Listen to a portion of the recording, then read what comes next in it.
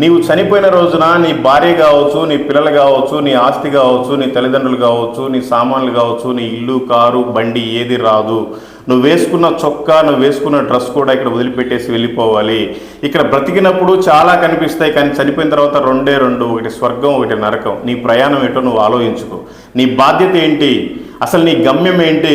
ఎంతోమంది నీకంటే గొప్పవాళ్ళు, కోటేశ్వరులు, ధనవంతులు, పేరుండేవాళ్ళు, ప్రతిష్టలు ఉండేవాళ్ళు కూడా అందరూ మన కరోనా టైంలో చనిపోయి పాతిపోయి పడ్డారు. కానీ దేవుడు ఇంకా నిన్ను బ్రతికిచ్చాడు. ఎందుకంటే ఆయన నీ కోసం ప్రాణం పెట్టాడు. ఇప్పటికైనా నిజమైన మారు మనసు పొంది ఆయన కోసం ఏమైనా పాటుపడతావా? లేదంటే నువ్వు, నీ కుటుంబం, నీ ఆస్తి, నీ జాబు, నీ బిజినెస్ చేసుకొని రేపు చనిపోయిన రోజు, తీర్పు రోజున తీర్పు పొంది నరకానికి వెళ్ళిపోతావా? ఆలోచించుకో. దయచేసి ఈ లోకం శాశ్వతం కాదు. ఏ రోజు నీ చివరి రోజు నీకే తెలియదు. అందుకని బ్రతికుండంగానే, సమయం లేదు, చాలా కొద్దిగా ఉంది. పగలున్నంత వరకు ఆయన పని చేయండి. చీకటి రాబోతుంది, ఆ రోజున నీకు వెలుగే ఉండదు. అందుకని దయచేసి ప్రతి ఒక్కరు లెక్క చెప్పాలి కనుక మీ బాధ్యతను ఏంటో మీరు నెరవేర్చండి. అనేక మందికి మాదిరికరంగా ఉండటకు ఆయన సాక్షిగా ఉండండి. ఆ రోజు నేను వెళ్ళేటప్పుడు నేను డబ్బులో లేకపోతే లాయర్లో దేని పెట్టుకెళ్ళలేదు, కానీ ఇదే బైబిల్. అప్పటి నుంచి ఇదే బైబిల్. ఇదే బైబిల్. ఏ సంవత్సరంలో జరిగింది బ్రదర్ అది? ఇది దాదాపు 2014లో. ఓకే, 10 years అవుతుంది. 10 years అయిపోయింది. 2014లో జరిగింది. దీని కలర్ రెడ్గా ఉండేది, వైట్గా అయిపోయింది పట్టుకొని. ఓకే. అలాగా ఈ బైబిల్ ఒక్కటే తీసుకెళ్ళాను కోర్టు లోపలికి. ఓకే. ఫైనల్ జడ్జిమెంట్ బోన్లో నిల్చున్నారు. బోన్లో నిలుచుకున్నాను. జడ్జి గారు అక్కడ పైన ఉన్నారు. ఇంకా నాకు అప్పుడు తెలిసిందే. ఆ రోజు నేను ఒకటైతే అనుభవించాను. ఒకరోజు దేవునికి ఎదుట మనం నిలబడితే పైన ఏ భయంతో మనం నిలబడాల్సి వస్తుందో ఆ రోజు అనుభవించాను.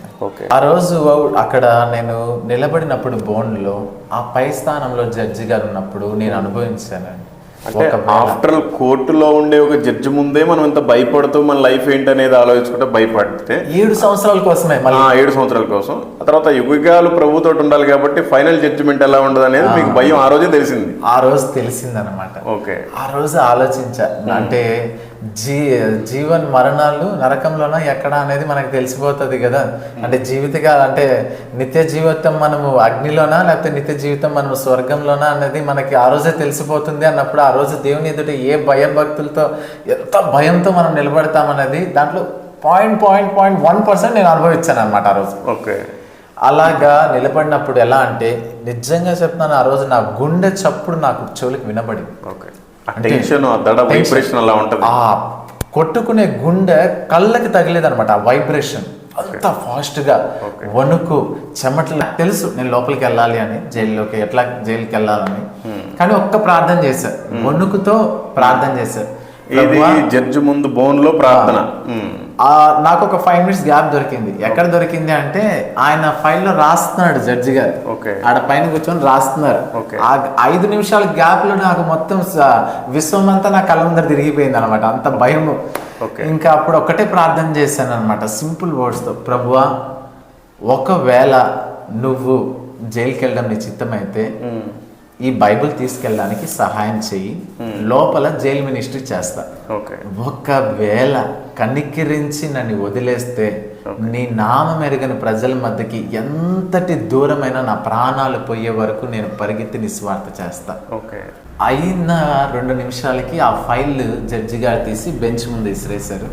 ఆ బెంచ్ మీద తీసుకొని ఓపెన్ చేసి, పొనిగోటి దినేష్, నీ కేసు కొట్టివేయబడింది, ఇక కోర్టుకి రావనవసరం లేదు అని చెప్పేశారు.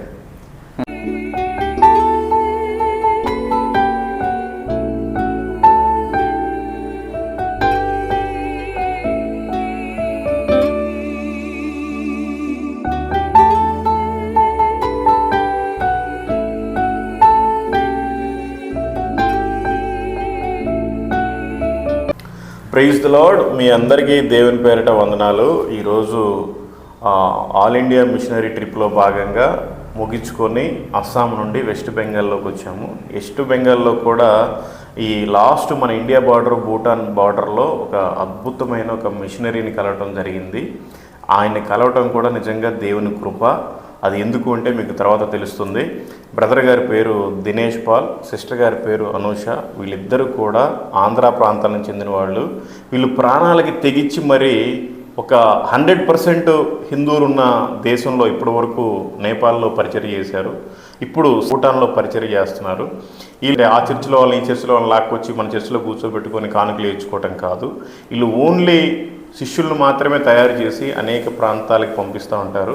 అనేక దేశాల్లో వాడబడుతున్నారు. అనేక దేశాల్లో సువార్త పరిచర్యని ప్రకటిస్తున్నారు. అనేక మందిని శిష్యులుగా తయారు చేస్తున్నారు. యేసు ప్రభు వారు చెప్పింది అదేనమాట. 4 గోడల మధ్యలో కూర్చొని ఎంతసేపు మన గంట మనం కొట్టుకున్నా కూడా ఉపయోగం ఏమీ లేదు. 4 గోడలు దాటేసి నలుమూలలా వెళ్ళి పరిచర్య చేయాలి, అనేక మందిని శిష్యులుగా తయారు చేయాలి, ఆయన సాక్షిగా జీవించాలి అనేది మాత్రమే వీళ్ళిద్దరి కూడా ఉద్దేశం.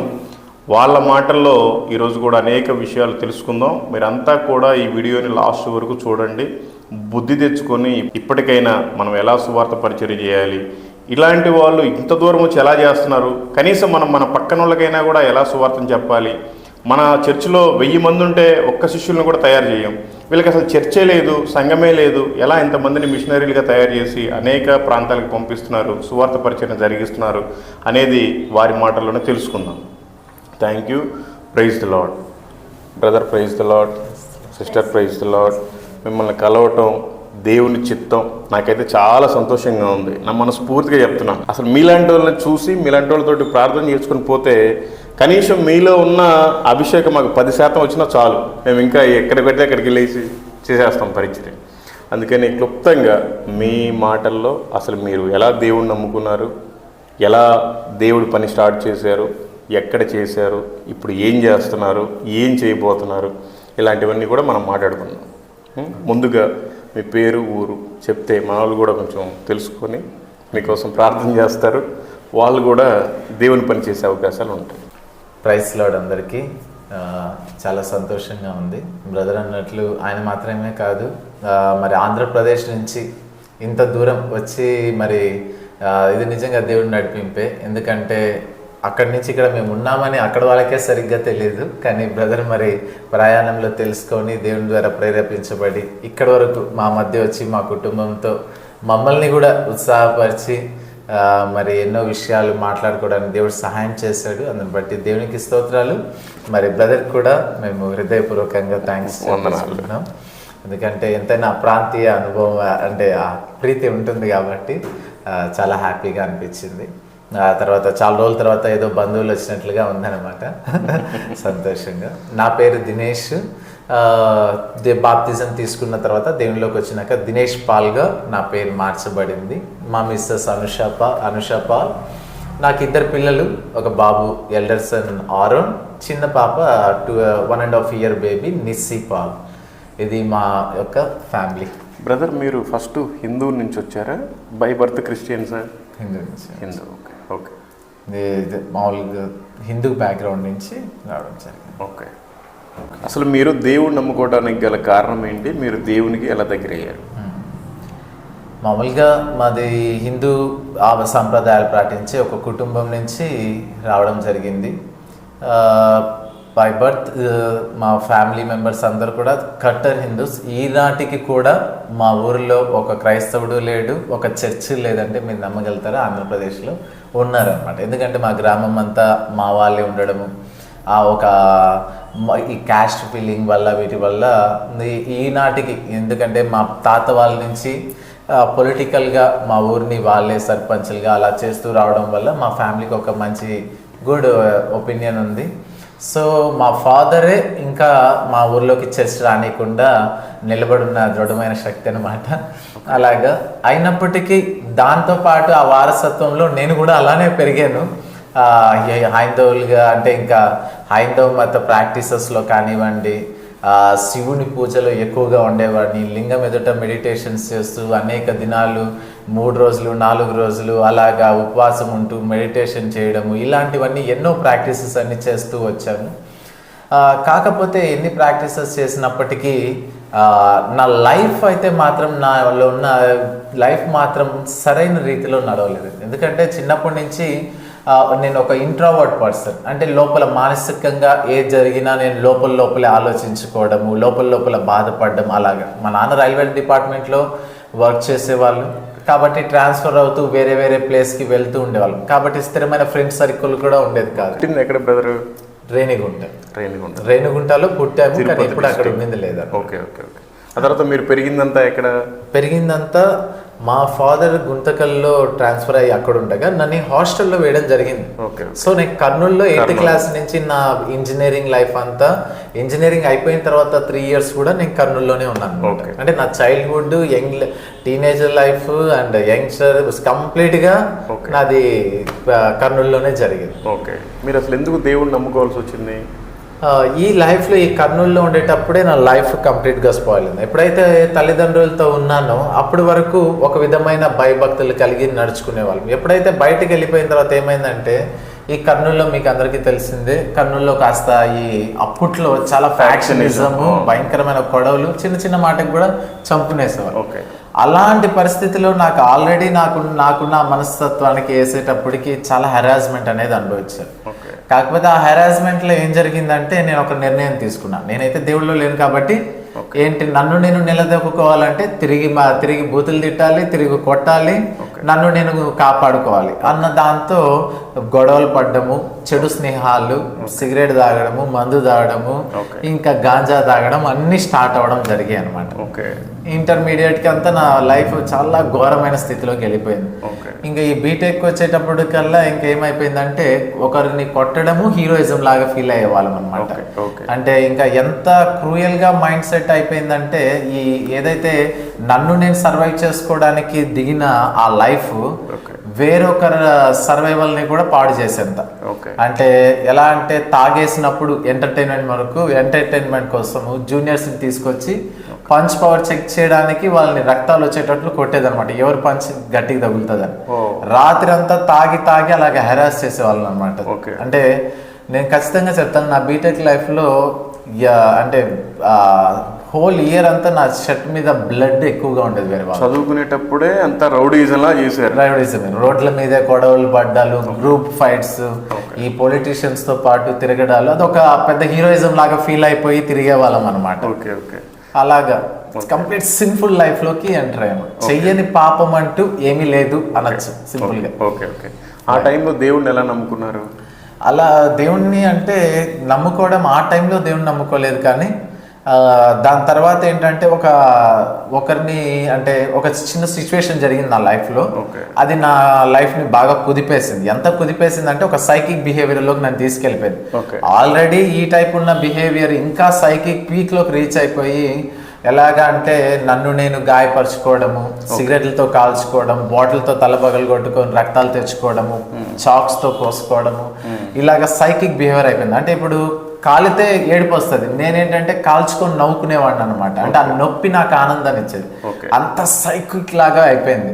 అంటే రాత్రి 2 గంటలకి 3 గంటలకి ప్రాణాలతో వస్తానా లేదా అని మా అమ్మ అర్ధరాత్రి కూడా రోడ్డు మీద నిలబడుకొని నా కోసం కనిపెట్టుకొని ఉండేది అనమాట.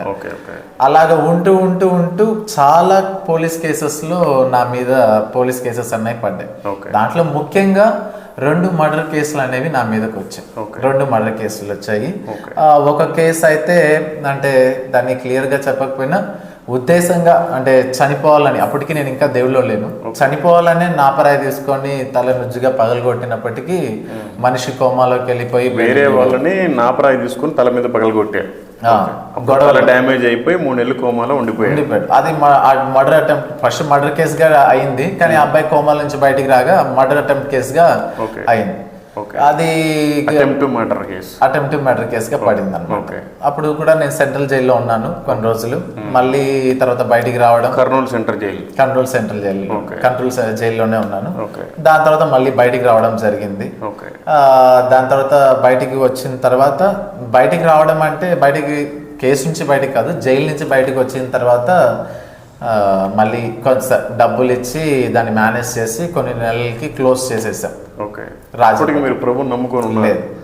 అప్పుడు అసలు మీకు ప్రభు అంటే లేదు, అగైనెస్ట్. ఇంకా మా పెద్దక్క అందరికంటే దేవుని నమ్ముకునింది, అందుకని ఆమెను ఇంట్లో కూడా రానిచ్చేవాళ్ళం కదా. అంత కట్టర్గా ఉండేది నాకు అసలు. అంటే ఇంకెలా ఉండేది అంటే, వీళ్ళు రోడ్ల మీద ఈ సభలు ఇవి చేస్తా ఉంటే 150 రూపాయలకి దొరికేసేవి అప్పట్లో బాంబులు అనమాట. అవి తీసుకెళ్లి కింద పెట్టి పేల్చేద్దాం అనిపించేది అనమాట ఈ పాస్టర్ని. అలాగా మైండ్ సెట్ తో ఉండేవాడిని అనమాట. యాంటీగా ఉండేవాడిని, కంప్లీట్ యాంటీ క్రైస్ట్, పచ్చి బూతులు తిట్టేవాడిని అనమాట. యేసు ప్రభు పుట్టుక గురించి అయితే ఏమి ప్రతిదీ పచ్చి బూతులు మాట్లాడేవాడిని అనమాట. అలా ఉండేది. ఇంకా రెండవ మర్డర్ కేసు అయితే ఏమైందంటే అది కొనసాగుతూ వచ్చింది. అది ఏంటంటే నేను ప్రత్యక్షంగా చేయనప్పటికీ పరోక్షంగా కారణమయ్యాను, నేనే చావుకు కారణమయ్యాను.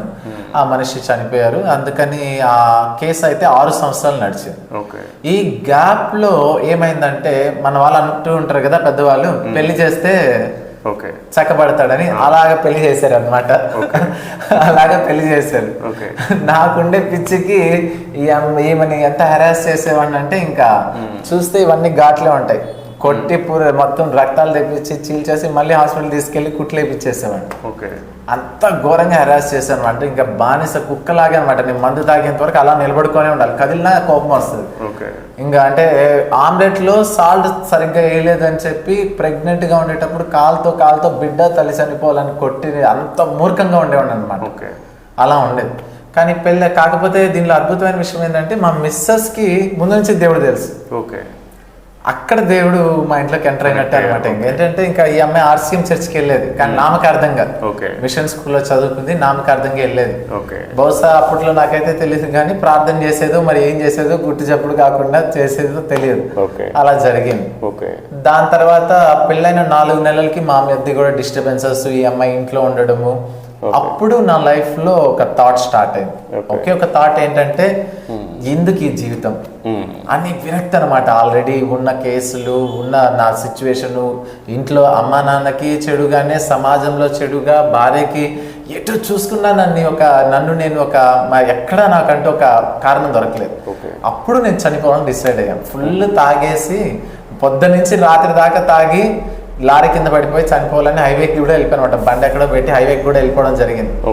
కానీ దూకేటప్పటికి పొద్దున్నుంచి సాయంత్రం దాకా తాగినంత దిగిపోయింది అనమాట. భయానికి, మరణ భయం.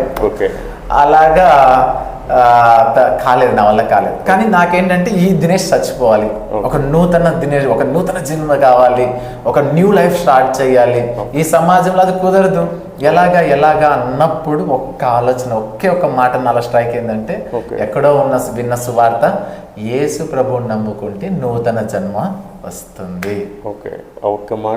ఆ ఒక్క మాట అర్ధరాత్రి నేను ఒక్కడనే ఇంట్లో ఉన్నప్పుడు గుర్తొచ్చింది. తాగి పడుకోనున్నా అప్పుడు. ఎందుకంటే ఏడ్చి 3 రోజులు తిండి లేకుండా తాగి ఏడ్చి ఒకటే ఏంటి, నాకు ఈ బతుకొద్దు. అప్పుడు నాకు మనసులో ఒకటి స్ట్రైక్ అయిందంటే యేసు ప్రభువులో నూతన జన్మ అన్నది. అప్పుడు పొద్దునే లేచి డిసైడ్ అయిపోయాను, ఇది వద్దు, ఇక్కడ ఇంకా నాకు ఈ జీవితం వద్దు, నూతన జన్మ కావాలి అని. అప్పుడు నాకు తెలిసిన పాస్టర్ గారు ఒక ఆయన ఉంటే మా బంధువులే కాల్ చేశారు. ఆయన్ని చంపేస్తానని కత్తి కూడా ఎత్తుకుని, అంటే ఇంకా బూతులు పచ్చిగా అలా ఉండేది అనమాట ఆయనతో నా సంబంధం. ఫోన్ చేసి నాకు బాప్తిజం ఇవ్వు అని అడిగాను అనమాట. నాకు అప్పటికి క్రైస్తవం తెలియదు, ఏమీ తెలియదు, యేసు ప్రభు గురించి కంప్లీట్ గా తెలియదు. ఆయన ఫోన్ ఎత్తి బాప్తిజం అంటే ఆయనకు అర్థం కాలే, నా నోటి నుంచి బాప్తిజం ఏంది అని. ఏం చెప్తున్నావు బాబు అన్నాడు. బాప్తిజం ఇస్తావా మమ్మ అంటే ఇంకా ఆయన ఎక్సైట్ అయిపోయి నీ నోట్ల నుంచి బాప్తిజమా, నువ్వు చర్చికి వచ్చేసి సండే వచ్చేసి వాక్యం నేర్చుకో, అది ఇది అన్నాడు అనమాట. అలా కాదు, ఈ రోజే బాప్తిజం ఇస్తావా లేదా అన్నాడు. ఎలాగైతే ఏమి అలాగా దేవుళ్ళలోకి రావడం, చర్చికి వెళ్ళడము, బాప్తిజం తీసుకోవడము, దేవుళ్ళలో ఎదగడము, అలాగా ఎదుగుతూ వచ్చాము. అలాగా అది నా దేవుళ్ళకి రావడానికి గల కారణం ఒకటి ఏంటంటే నూతన జన్మ కావాలి అన్న ఒక్క స్ట్రైక్. అది యేసులో దొరుకుతుంది అన్నది మాత్రం నాకు కన్ఫర్మేషన్. ఆ ఒక్క వాక్యం ఎప్పుడో విన్న దాని వల్ల దేవుళ్ళలోకి వచ్చేసారు. మరి మీరు పరిచర్య ఎందుకు స్టార్ట్ చేయాల్సి వచ్చింది? ఎందుకు మీరు దేవుని సేవ చేస్తున్నారు? పరిచర్య విషయంకి వస్తే ఇది మన ధన్యత, అది దొరకడం ఆ ప్రివిలేజ్ మనది. కాకపోతే అప్పట్లో ఏంటంటే దేవుని యొక్క పిలుపు ఉందా, లేకపోతే మీరే కావాలని చేస్తున్నారా? అసలు ఎలా మీరు దేవుని సేవ స్టార్ట్ చేశారు? ఇది దేవుని పిలుపు మీదకే అండి. ఎందుకంటే దానికి ముందు దేవునిలోకి వచ్చినప్పటికీ ఈ పాస్టర్లు, ఈ సేవ అంటే నేను మెకానికల్ ఇంజనీర్గా వర్క్ చేసేవాడిని. నేకంటూ కాంట్రాక్టర్గా లైసెన్స్ ఉండి గవర్నమెంట్ ఆఫీసెస్లో outsourcing manpower supply చేసేవాడిని. ఇప్పటికీ అది లైసెన్స్ ఉంది. మళ్ళీ మా మిస్సెస్ మళ్ళీ ఒక book shop, ice cream parlour తను నడిపేది. బాగా సెటిల్ బాగా సంపాదించేవాళ్ళం, బిజినెస్గా, జాబ్గా, అన్నిటిగా. కాబట్టి అలాంటి లైఫ్ చూస్తే అన్ని వదిలేసి ఎవరు వెళ్తారా అన్నట్టుగా ఉండేది. కాకపోతే ఒక్క విషయం ఏం జరిగిందంటే, నేను ఇదివరకు చెప్పినట్లు ఒక మర్డర్ కేసు అది కొనసాగుతూ వచ్చింది. నేను దేవునిలోకి వచ్చిన తర్వాత ముందు డబ్బులు ఇచ్చి దాన్ని కొట్టేయడము అలా చేసేవాడిని. కానీ ఈసారి ఏమైందంటే, మిగిలిన ఒక పెద్ద కేసు 14 మంది ఐ విట్నెస్ నాకు యాంటీగా ఉన్నారు, నా తరపున ఒక్కరు కూడా లేరు. అలాంటి కేసు ఉంది. అయినప్పటికీ నేను ఎక్కడ కూడా దేవునిలోకి వచ్చిన తర్వాత నేను అవినీతిగా ఎవరికి డబ్బులు ఇవ్వను. అయితే మంచి చేసి కీడు అనుభవించడానికైనా నేను సిద్ధమే, జైలుకి వెళ్ళడానికైనా సిద్ధమే, నేను దానికి పాత్రను. కానీ లంచాలు ఇవ్వను, లేకపోతే దొంగ సాక్ష్యాలు చెప్పించుకోను అని దృఢంగా విశ్వాసంలో నిలబడ్డాను. ఎందుకంటే 4 మంది చూసినట్టుగా సాక్షులు ఉన్నారు. ఐ విట్నెస్ 14 మందికి నాకు యాంటీగా పెట్టారు కూడా అనమాట. కానీ అక్కడ జరిగిన విషయం జనరల్ గా అన్ని కేసుల్లో 1-2 పెడతారు, మా అంటే 3 పెడతారు. మీ కేసులో 14 మంది పెట్టారు. 14 మంది అసలు తప్పించుకునే అవకాశమే లేదు, ఛాన్సే లేదు. పబ్లిక్ మా పబ్లిక్ లో జరిగింది అనమాట. సో అదేంటంటే 14 మంది కేసు ఉండడం వల్ల ఛాన్సే లేదు. నా తరఫున వాదించే లాయర్ కూడా లాస్ట్కి వచ్చేటప్పటికి హియరింగ్ అన్ని అయ్యేటప్పటికి నీ మూర్ఖత్వం వల్ల నువ్వు డబ్బులు ఇవ్వవు, ఏం చెయ్యవు, ఒక 5,000 ఇచ్చుంటే వాడు నీకు పాజిటివ్గా చెప్పుండేవాడు, అలా ఇలా అని ఆయన కూడా తిట్టినన్ని పక్కకి వెళ్ళిపోవడము. పోలీసులు లాయర్ మిమ్మల్ని వదిలేసి పక్కకి వెళ్ళిపోయాడు. లాస్ట్ హియరింగ్ అంతా అయిపోయిన తర్వాత జడ్జిమెంట్ అప్పుడు పక్కకి వెళ్ళిపోయాడు, నా మీదే బ్లేమ్ చేసి. ఇంకా కొంతమంది నాకు తెలిసిన పాస్టర్లు ఏంటంటే, పాము వలె అదే మనకి ఉన్నాయి కదా వాక్యాలు, వాటితో అనమాట. పావురం వలె వివేకంగాను నిష్కపటంగాను, పాము వలె వివేకంగాను ఉండాలి అన్న ఈ ప్రావర్బ్స్ చెప్పడము. నాకేంటంటే ఇచ్చేసి దాని నుంచి బయటపడిపోమని చాలా సలహాలు ఇచ్చేవాళ్ళు అనమాట. అదే ఎక్కువగా విన్నా నేను పాస్టర్ల దగ్గర నుంచే. ఏంటి అంటే, పావురం వలె నిష్కపటంగా, ఇలాంటి ప్లేస్ లో రుద్దుతారు. అదే పాము వల్లే వివేకంగా ఉండాలి, నీకు మూర్ఖత్వము, దేవుడు చూపించిన దారిని నువ్వు తీసుకోవట్లేదు అని. అదే సమయోచితమైన జ్ఞానం అనుకుంటారు. అది అలాగా నన్ను ప్రోత్సహించారు. కానీ నేనేంటంటే 25 సంవత్సరాలు నేను బతికిన ఆ రోత జీవితం నాకు ఇక చాలు. ఇప్పుడు మీకు ఎన్ని సంవత్సరాలు బ్రదర్? ఇప్పటికి 35. చూస్తేనేమో 20 సంవత్సరాల పిల్లలు లాగా ఉన్నారు. 35 అంటే అసలు ఎవరు నమ్మరు, నేనైతే నమ్మలేదు. వాళ్ళ ఖచ్చితంగా 1 కిలో పెరిగిపోయి ఉంటాను ఇప్పుడు నేను. అలాగా అప్పుడు ఆ కేసు అలాగా మూర్ఖత్వమో మరి అది నా ఒక ట్రాన్స్ఫర్మేషన్ నాకైతే తెలీదు. కానీ నాకున్న ఒకే ఒక నమ్మకం, ఏదైనా దేవుని నుండి దూరం వెళ్ళకూడదు. నేను చేసే క్రియ ఏదైనా సరే దేవుని నుంచి దూరం నన్ను చేయకూడదు అన్న ఒక కారణం అనమాట. అలాగా ఉన్నప్పుడు లాస్ట్ జడ్జిమెంట్ అప్పుడు లాయర్ చెప్పేశాడు 7 సంవత్సరాలు డెఫినెట్ గా పడుతుంది, నేను మధ్యలో ఏమైనా 3 సంవత్సరాల తర్వాత ట్రై చేస్తాను అని అలా చెప్పడం జరిగింది. ఆ రోజు ఇంకా నా భార్య, చిన్న బాబు, వీళ్ళని ఇంకా నేను 7 సంవత్సరాలు ఏం చేయాలి, నా తల్లిదండ్రులు కూడా చూసే పరిస్థితిలో లేరు, ఎవరికి దగ్గర పెట్టలేము. ఎందుకంటే వాళ్ళ ఇంట్లో వాళ్ళు క్రైస్తవులు కాదు, మేము క్రైస్తవులం కాదు. ఎక్కడ పెట్టాలో తెలియక, ఎక్కడ వదలాలో తెలియక వీళ్ళని తీసుకెళ్లి మా అక్క వాళ్ళ ఇంట్లో వదిలేసి కాకినాడ దగ్గర నేను మళ్ళీ నెల్లూరులో కేసుకి వెళ్ళిపోయాను. నెల్లూరులో వెళ్ళిపోవడం జరిగింది. అప్పుడు ఇంకా నేను డిసైడ్ ఏంటంటే, నేను 7 సంవత్సరాలు జైల్లో ఉన్నా, వీళ్ళు అక్కడ ఆత్మీయంగా ఎదగాలి. చాలా బాధాకరం అప్పుడు, ఎందుకంటే మా మిస్సెస్ ఒప్పుకోకపోయినప్పటికీ బలవంతంగా పెట్టాల్సి వచ్చింది.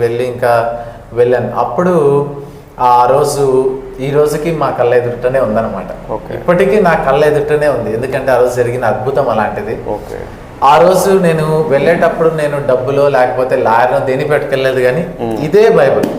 అప్పటి నుంచి ఇదే బైబిల్. ఏ సంవత్సరంలో జరిగింది బ్రదర్ అది? ఇది దాదాపు 2014లో.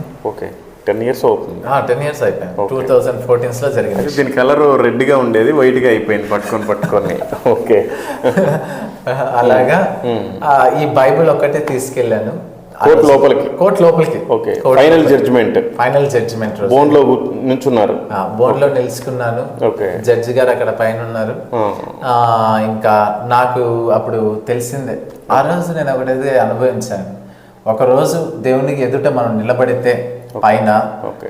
ఏ భయంతో మనం నిలబడాల్సి వస్తుందో ఆ రోజు అనుభవించాను. ఓకే. ఆ రోజు అక్కడ నేను నిలబడినప్పుడు బోన్లో ఆ పై స్థానంలో జడ్జి గారు ఉన్నప్పుడు నేను అనుభవించాను.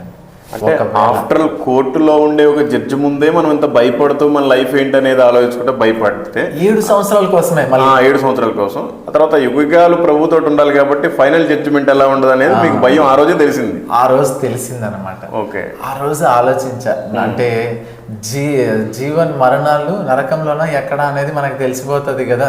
అంటే అంటే నిత్య జీవితం మనము అగ్నిలోనా లేకపోతే నిత్య జీవితం మనము స్వర్గంలోనా అనేది మనకి ఆ రోజే తెలిసిపోతుంది అన్నప్పుడు ఆ రోజు దేవుని ఎదుట ఏ భయభక్తులతో ఎంత భయంతో మనం నిలబడతామనేది దాంట్లో 0.1% నేను అనుభవించాను అనమాట ఆ రోజు. ఓకే.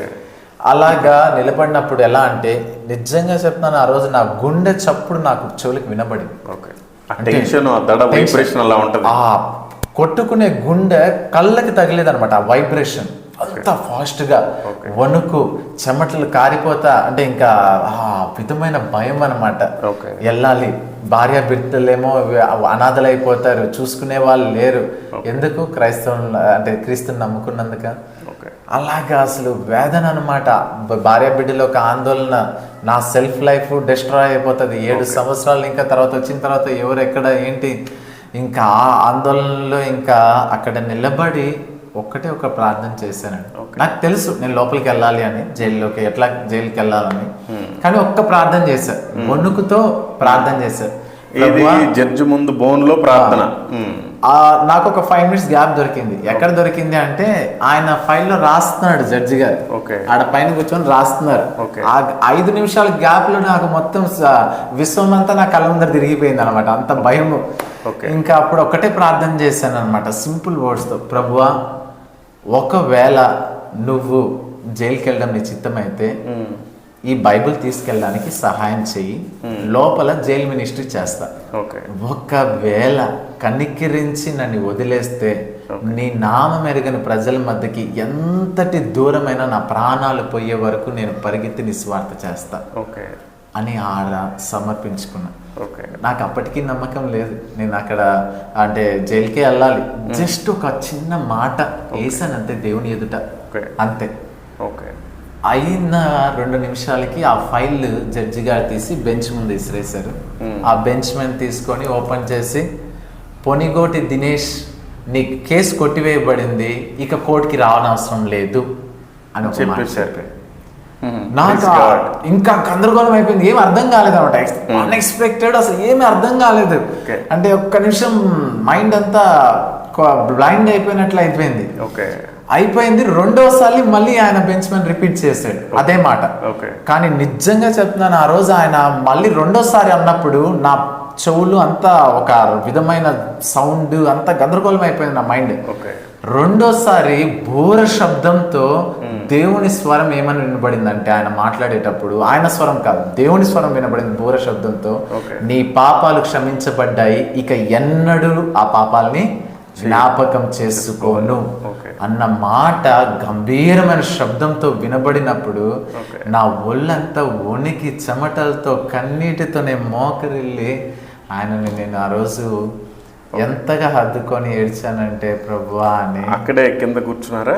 బోన్లో కూర్చొని బోన్ దగ్గరే కిందనే ఇంకా ఏడుపు, కన్నీటితో ఆయన సన్నిధిలో ఎంత గొప్ప దేవుడా అనేసి. వాట్ ఏ గ్రేట్నెస్ అసలు.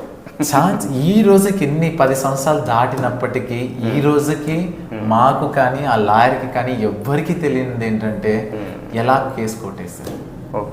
ఆశ్చర్యకరం, అద్భుతం. ఆయన పేరే అద్భుతకరుడు, ఆశ్చర్యకరుడు. ఆ పక్క వాళ్ళు మొత్తం ఏంటంటే ఆ ముస్లిం వాళ్ళంతా వీడు డబ్బులు ఇచ్చాడు, నేను 500 అడిగితేనే ఈయన అందుకు పచ్చి బూతులు తిడతా ఉండేవాళ్ళు. వీళ్ళేమో లక్షలు పోసారంటారు, జడ్జి గారినే కొనేసారంటారు. కానీ నిజమండి, దేవుని సన్నిధిలో చెప్తున్నాను, ఈ రోజుకి నాకు తెలీదు అది ఎలా జరిగిందో, కానీ నాకు తెలిసింది ఒకటే, ఆ రోజు నా దేవుడు నా పక్షాన నిలబడి నాకు విజయాన్ని దయచేశారు. మీరు 7 సంవత్సరాలు జైలు శిక్షకి వెళ్ళాల్సి ఉంటే జడ్జి గారు కేసు కొట్టివేయబడింది, రాక్కర్లేదని చెప్పినప్పుడు మీకు అది వాళ్ళు చెప్పింది దేవుడి స్వరం లాగా వినిపించింది. రెండోసారి రిపీట్ చేసినప్పుడు దేవుని స్వరమే వినబడింది, దేవుని స్వరం లాగా కాదు, దేవుని స్వరమే వినబడింది. అప్పుడు మీరు మోకరిల్లి అంతే ప్రార్థన తీర్మానం చేసుకున్నారు. తీర్మానం నీ పనే చేస్తానని ముందే అనుకున్నారు కాబట్టి అది ఓకే ఫుల్ఫిల్ అన్నమాట. ఓకే, అంతవరకు దేవునికి స్తోత్రం. ఓకే, వచ్చేసారు మొత్తానికి, కోర్టు నుంచి బయటకు వచ్చేసారు, దేవునికి సమర్పించుకున్నారు మీ జీవితాన్ని. సో దినేష్ పాల్ చనిపోయాడు, దినేష్ చనిపోయాడు, పాల్ బ్రతికాడు, కాకపోతే పాత పేరు కాబట్టి కొంచెం పెట్టుకున్నారు, అంతేనా? అంటే బాప్టిజం ఇచ్చేటప్పుడు ఆ పాస్టర్ గారు అలా పెట్టారనమాట, దినేష్ పాల్ అనేసి చేయడం జరిగింది. ఓకే, ఫస్ట్ మీ పరిచర్య ఎక్కడ స్టార్ట్ చేశారు, ఎలా స్టార్ట్ చేశారు? దీని తర్వాత దేవుని సమర్పించుకోవడం అయితే సమర్పించుకున్నాం, కానీ అంత ఈజీగా వెళ్ళలేదండి. ఎందుకంటే ఫస్ట్ నుంచి గర్వము, అహంకారము, కోపము ఇవన్నీ ఉన్న నాకు నల్లగొట్టబడాల్సి వచ్చింది. ఎందుకంటే అలానే తీసుకెళ్ళిపోతే అవ్వదు కదా. ఓకే, అది మామూలుగా రోజులు కోర్టు నుంచి బయటకు వచ్చిన తర్వాత, కేసు తీసేసిన తర్వాత కొన్ని రోజులు చేయలేదు. లేదు. ఓకే, సేవ చెయ్యాలనుకున్నందుకు వచ్చాయి అనమాట, శ్రమలు వచ్చాయి. ఓకే, అప్పుడు సేవ చేయడానికి తీర్మానం తీసుకున్నాం. నా భార్యకి ఎక్కడ అసలు ఇంకా దాని విషయంలో ఆలోచనే లేదు, ఇంకా ఆయన కోసం మరణమైన ఏదైనా సరే అన్నట్టుగా మేము ఫ్యామిలీగా డిసైడ్ అయిపోయాం. ఓకే, కానీ దాని తర్వాత అసలు ఎంత శ్రమలు వచ్చేసాయి అంటే మాకు అంత ఘోరమైన శ్రమలు వచ్చేసాయి. కొన్ని విషయాలు మేము చెప్పలేనప్పటికీ ఇంకా లాస్ట్కి ఏ స్టేజ్ వచ్చేసిందంటే తనని వీళ్ళ అన్న వాళ్ళ ఇంటి దగ్గర వదిలేసి నేను ఎటు వెళ్ళాలో తెలియక క్రీస్తా లేకపోతే ఇదా అన్నట్టు జీవితం వచ్చేసింది. క్రీస్తుని పట్టుకుంటే ఏమో నేను ప్లాట్ఫామ్ మీదకి వెళ్ళాలి, ఇది పట్టుకుంటే ఏమో మా ఫ్యామిలీ అంతా సెట్ అయ్యి చక్కగా మళ్ళీ మా సహజ జీవితం క్రైస్తవుడిగా బతికేయచ్చు.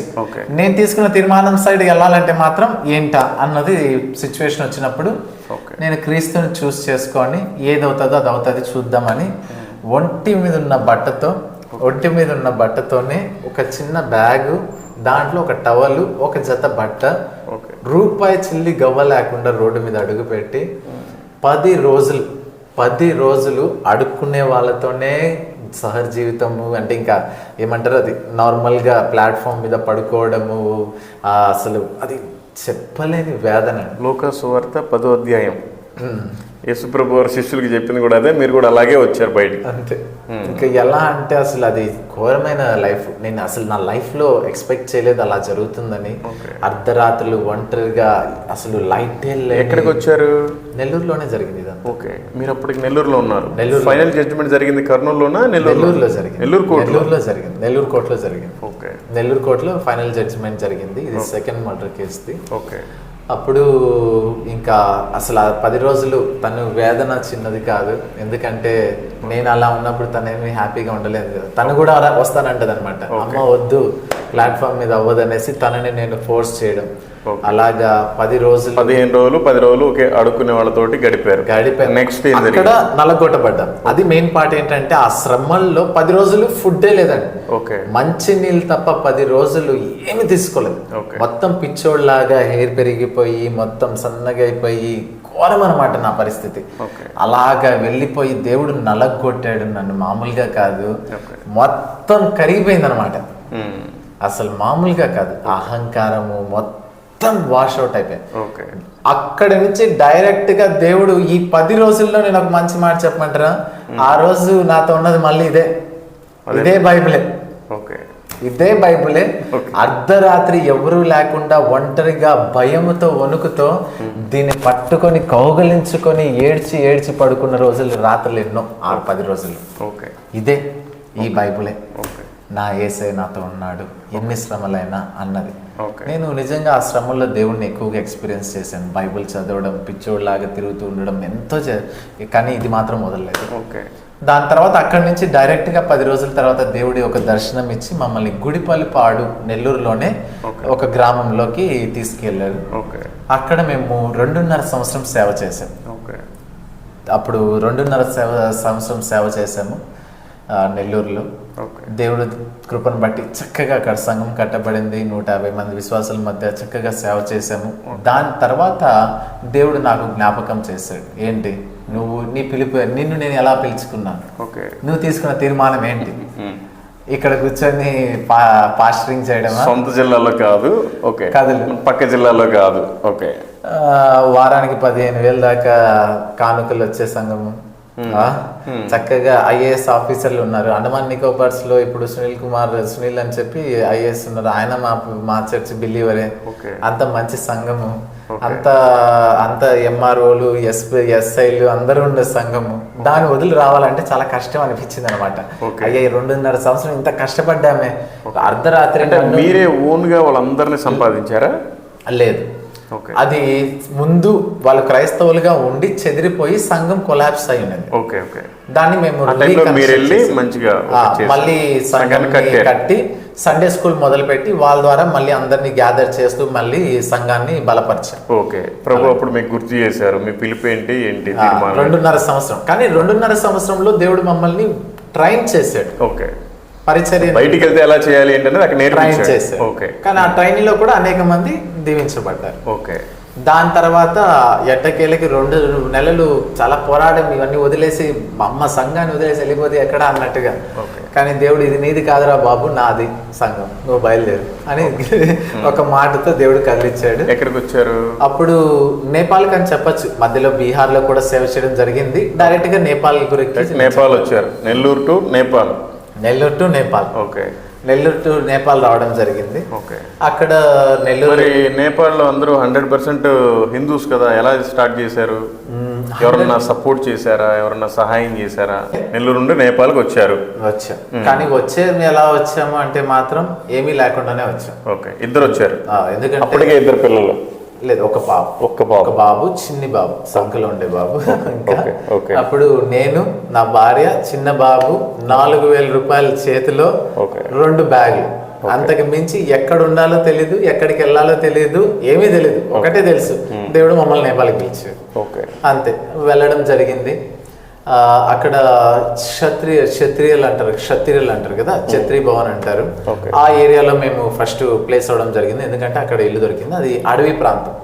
అడవి పులులన్నీ ఇంటి ముందుకు వచ్చి గేదెల్ని చంపేసేవి. మేము ఉన్న చిన్న రేకులు ఇల్లు అయినప్పటికీ అది ఊరికే పిల్లోడు కాలదన్నా ఊడిపోతుంది.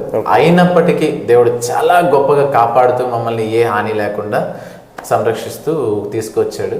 కాకపోతే మనము నల్లజాతి వాళ్ళం అన్నట్టు ఉంటది అక్కడ వాళ్ళ మధ్య. వాళ్ళు బ్రాహ్మణులు క్షత్రియులు అంటే ఇంకెలా ఉంటుందో మీకు తెలిసింది. వాళ్ళు మమ్మల్ని చాలా హెరాస్ చేశారు. మామూలుగా కాదు, భయంకరంగా హెరాస్ చేశారు. కానీ దాంట్లో దేవుడు ఒక అద్భుత కార్యం చేశాడు. 3 నెలలు చాలా హెరాస్మెంట్ అనుభవించాల్సి వచ్చింది. వాళ్ళు మా తల్లిదండ్రులను దూషించడం కానివ్వండి, భార్యను దూషించడము, తనని డైరెక్ట్ గా ఎట్లంటే అట్లా తిట్టడము, అంటే చాలా ఘోరంగా హెరాస్ చేయడం జరిగింది. చాలా పర్సిక్యూషన్స్ వచ్చాయి. కానీ ఒక సిచ్యువేషన్ జరిగింది, అద్భుతమైనది అనమాట. ఎందుకంటే ఒక రోజు ఇది నేను చెప్తాను కొంచెం, ఎందుకంటే ఇది గొప్ప సాక్ష్యం. మా సేవా జీవితం ఈరోజు ఇలా ఎదగడానికి 2-3 దేశాల్లో మేము సేవ చేయగలగడానికి ఆ ఒక్క సిచ్యువేషనే మమ్మల్ని మార్చింది. ఆ రోజు మేము నేపాల్కి వెళ్ళిన తర్వాత 3 months తర్వాత ఆ హెరాస్మెంట్స్ లో, వేదనలో, బాధల్లో అయినవాడు లేడు, బాధలు చెప్పుకోవడానికి ఎవరు ఉండరు, మనకంటూ మన వాళ్ళు ఎవరు లేరు. ఆ స్థితుల్లో ఉన్నప్పుడు ఒకరోజు పండగ జరుగుతోంది. అందరూ బయట వాళ్ళు మైక్ బాక్సెస్ పెట్టుకొని మందు తాగుతా వాళ్ళంతా సొదుమ గొమ్మర లాగా ఉండింది పరిస్థితి.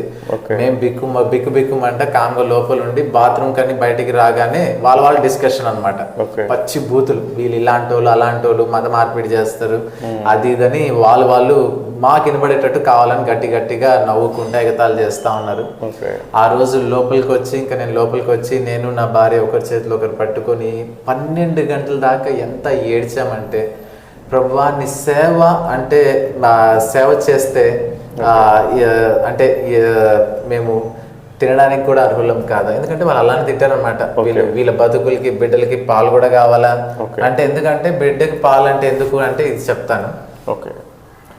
మేము మామూలుగా అక్కడికి వెళ్ళిన తర్వాత ఏమైందంటే, సరైన ఫుడ్ లేకుండా బాబుకి ఒక చిన్న డిసీజ్ వచ్చింది. ఒళ్ళంతా మాల్ న్యూట్రిషన్ వల్ల ఒక చికెన్ ఫాక్స్ కూడా కాదు, బొబ్బలుగా వచ్చి దాంట్లో చీము రక్తం కారేది ఒళ్ళంతా. ఇప్పటికీ మచ్చలు ఉంటాయి బాబుకి అవి. అలా కారుతున్నప్పుడు మేము 3 పూటల నుంచి 2 పూటలకే తినడం స్టార్ట్ చేసాం. ఇంకో పూట మానేసి బిడ్డకి 1/2 లీటర్ పాలు తీసుకునేవాళ్ళు. ఓకే. దానికి వాళ్ళు అన్ని తిట్టేవాళ్ళు అనమాట. వీళ్ళు బతుకులకి పాలు కూడా అడక తినే బతుకులకి అని పచ్చి బూతులు తిట్టేవాళ్ళు. ఓకే. ఆ రోజు రాత్రి ఏం జరిగిందంటే ఏడుస్తా మేము సేవ చేస్తే బిడ్డకి కూడా చూసుకోకూడదా అని ఏడ్చి ఏడ్చి ఏడ్చి 12 దాకా తల నీరు చేరిపోయేంత ఏడ్చి ఇంకా లేసేటప్పటికి మొత్తం ఊరి జనాలంతా మా ఇంటి ముందర ఉన్నారు. డోర్ కొట్టారు. ఓకే. ఇంకా ఏమనుకుంటాం, ఖచ్చితంగా ఈ రోజు అయిపోయిందిరా మన బతుకు, కొట్టి ఎండకి చంపేసినా దిక్కు లేదు కదా, ఎవరికి తెలియదు, ఫోన్ సిగ్నల్స్ కూడా లేవు, ఎక్కడున్నాము కూడా ఎవరికి తెలియదు, పట్టించుకోవడానికి తల్లిదండ్రులు కూడా అప్పుడు మా క్రైస్తవులుగా అప్పుడు క్రైస్తవంలో లేరు.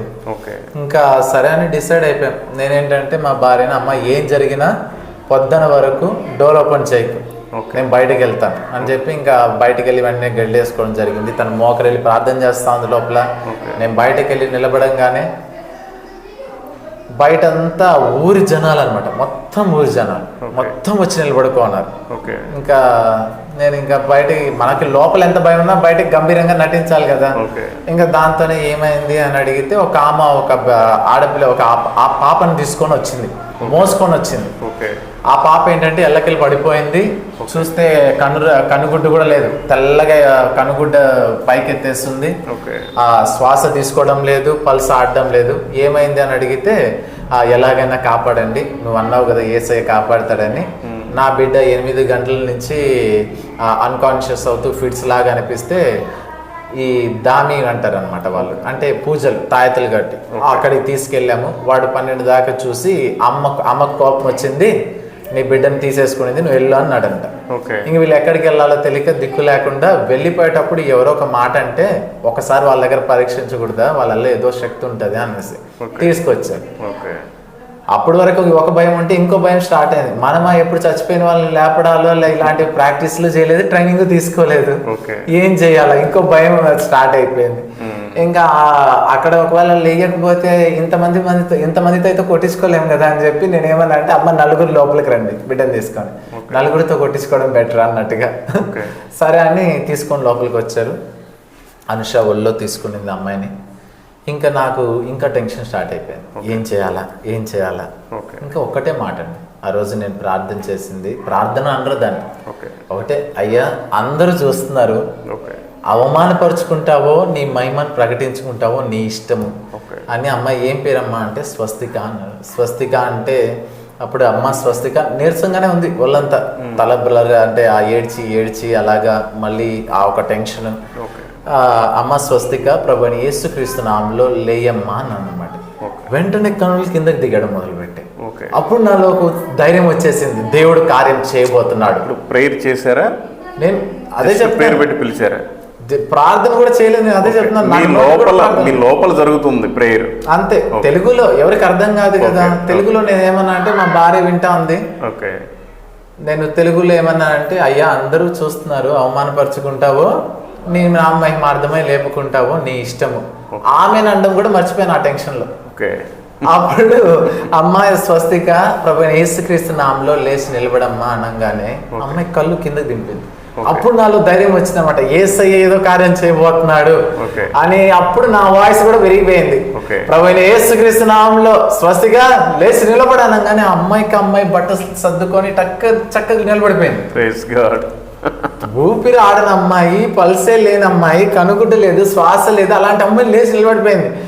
ఇంకా బయట ఉండే వాళ్ళందరికీ వినబడేటట్లు ప్రభువైన యేసుక్రీస్తు నామములో స్వస్తిగా లేచి నడిచిపోనంగానే నడిచి అందరి ముందరికి నడిచి బయటకి వెళ్ళంగానే తలుపు బయటకి అందరూ ఊరి జనం అంతా ఒక సౌండ్ చేశారండి ఆశ్చర్యంతో.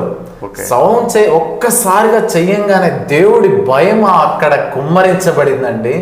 నిజం చెప్తున్నాను, మమ్మల్ని హేళన చేసి ఎంత హెరాస్ చేసిన వాళ్ళు ఒక్కొక్కరు ఆ రోజు మా ముందర వణికారండి నిలబడ్డానికి. వణికారు.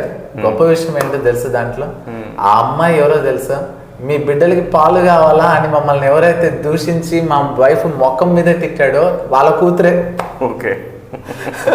నేను అప్పుడు అందరినీ మేము వాళ్ళకంటే ఎక్సైట్మెంట్ లో మేము ఉన్నాం, ఆనందంలో దేవుడు గొప్ప కార్యం చేశాడని.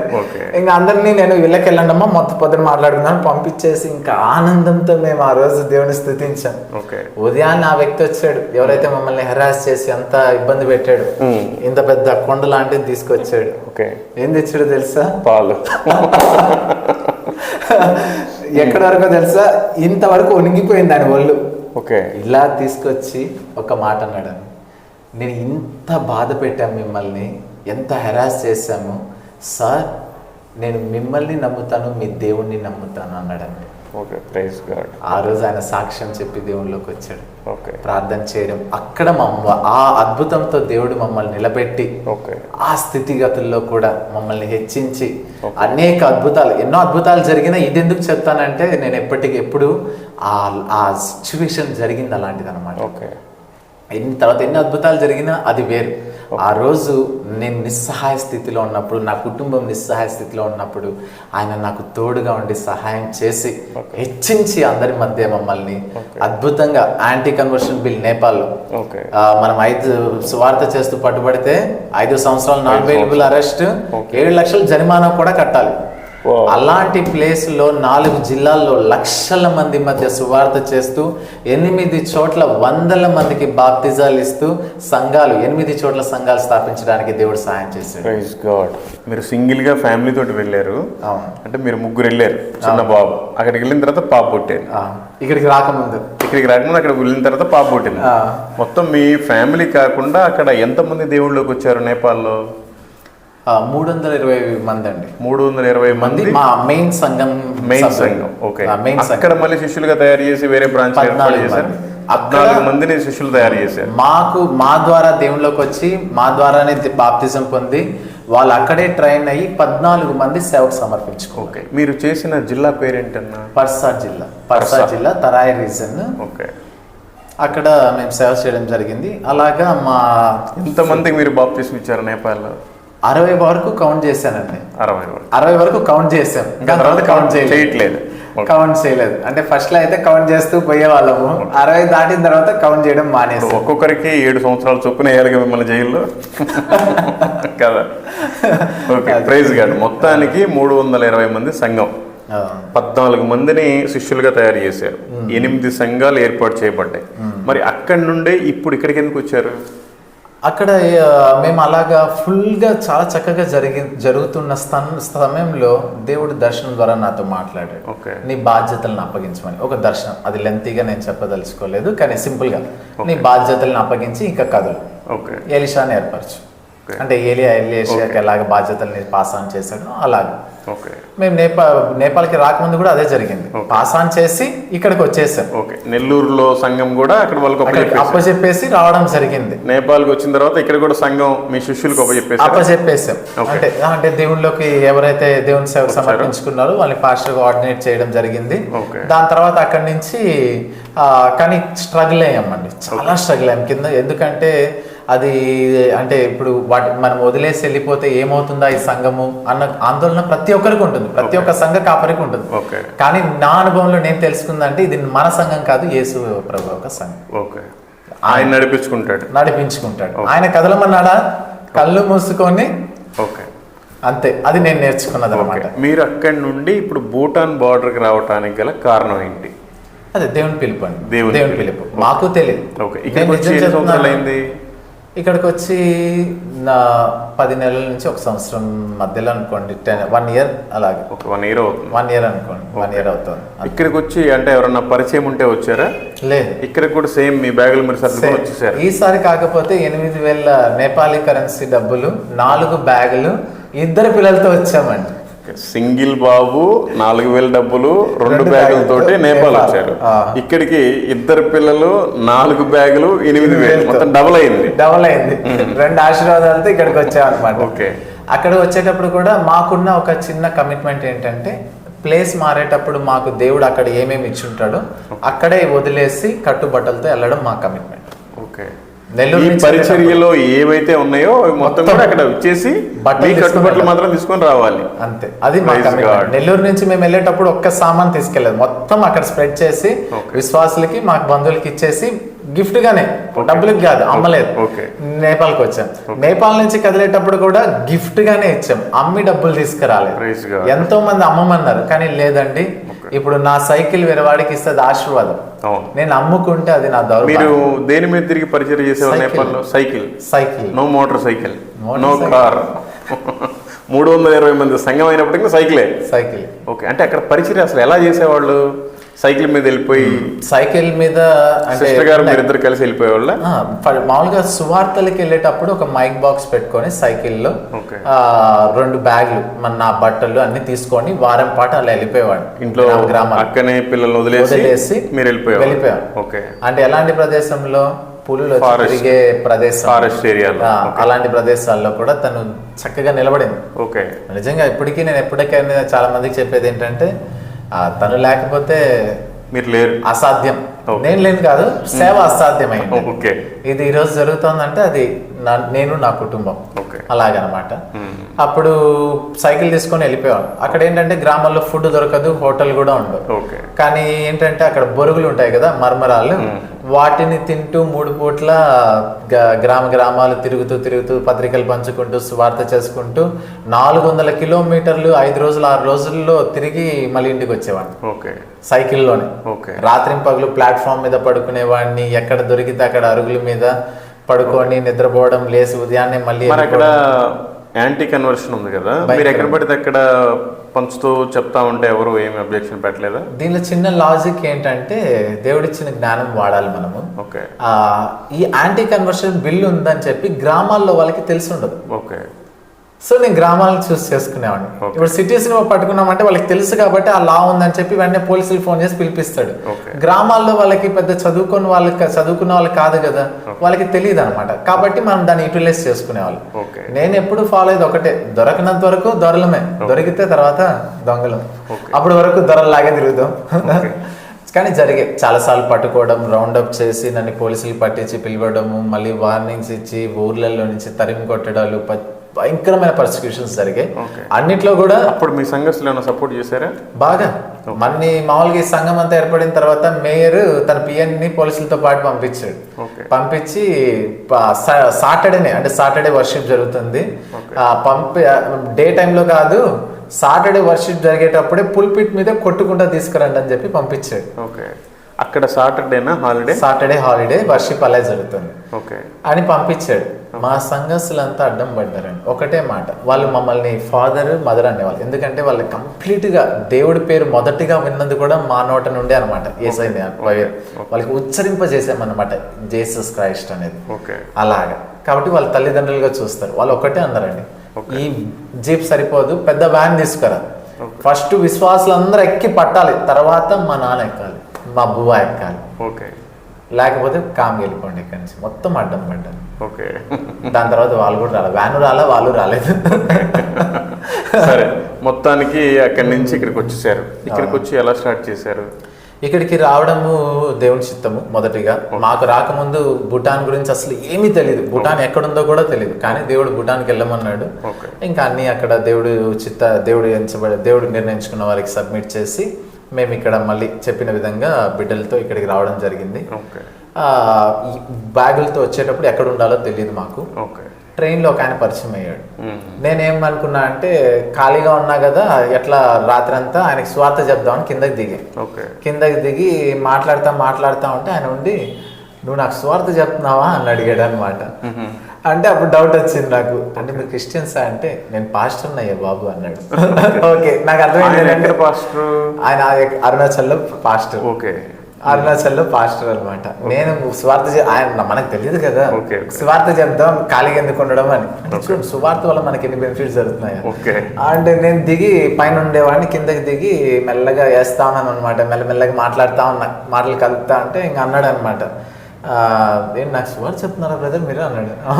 దాన్ని మీరు క్రైస్తవులా అంటే, నేను పాస్టర్ని అండి అని. అప్పుడు మాటల్లో ఆయన అడిగాడు ఎక్కడికి వెళ్తున్నానండి. నేను అప్పుడు చెప్పుకొచ్చాను, ఇలాగా భూటాన్లో సేవ పరిచర్యలు.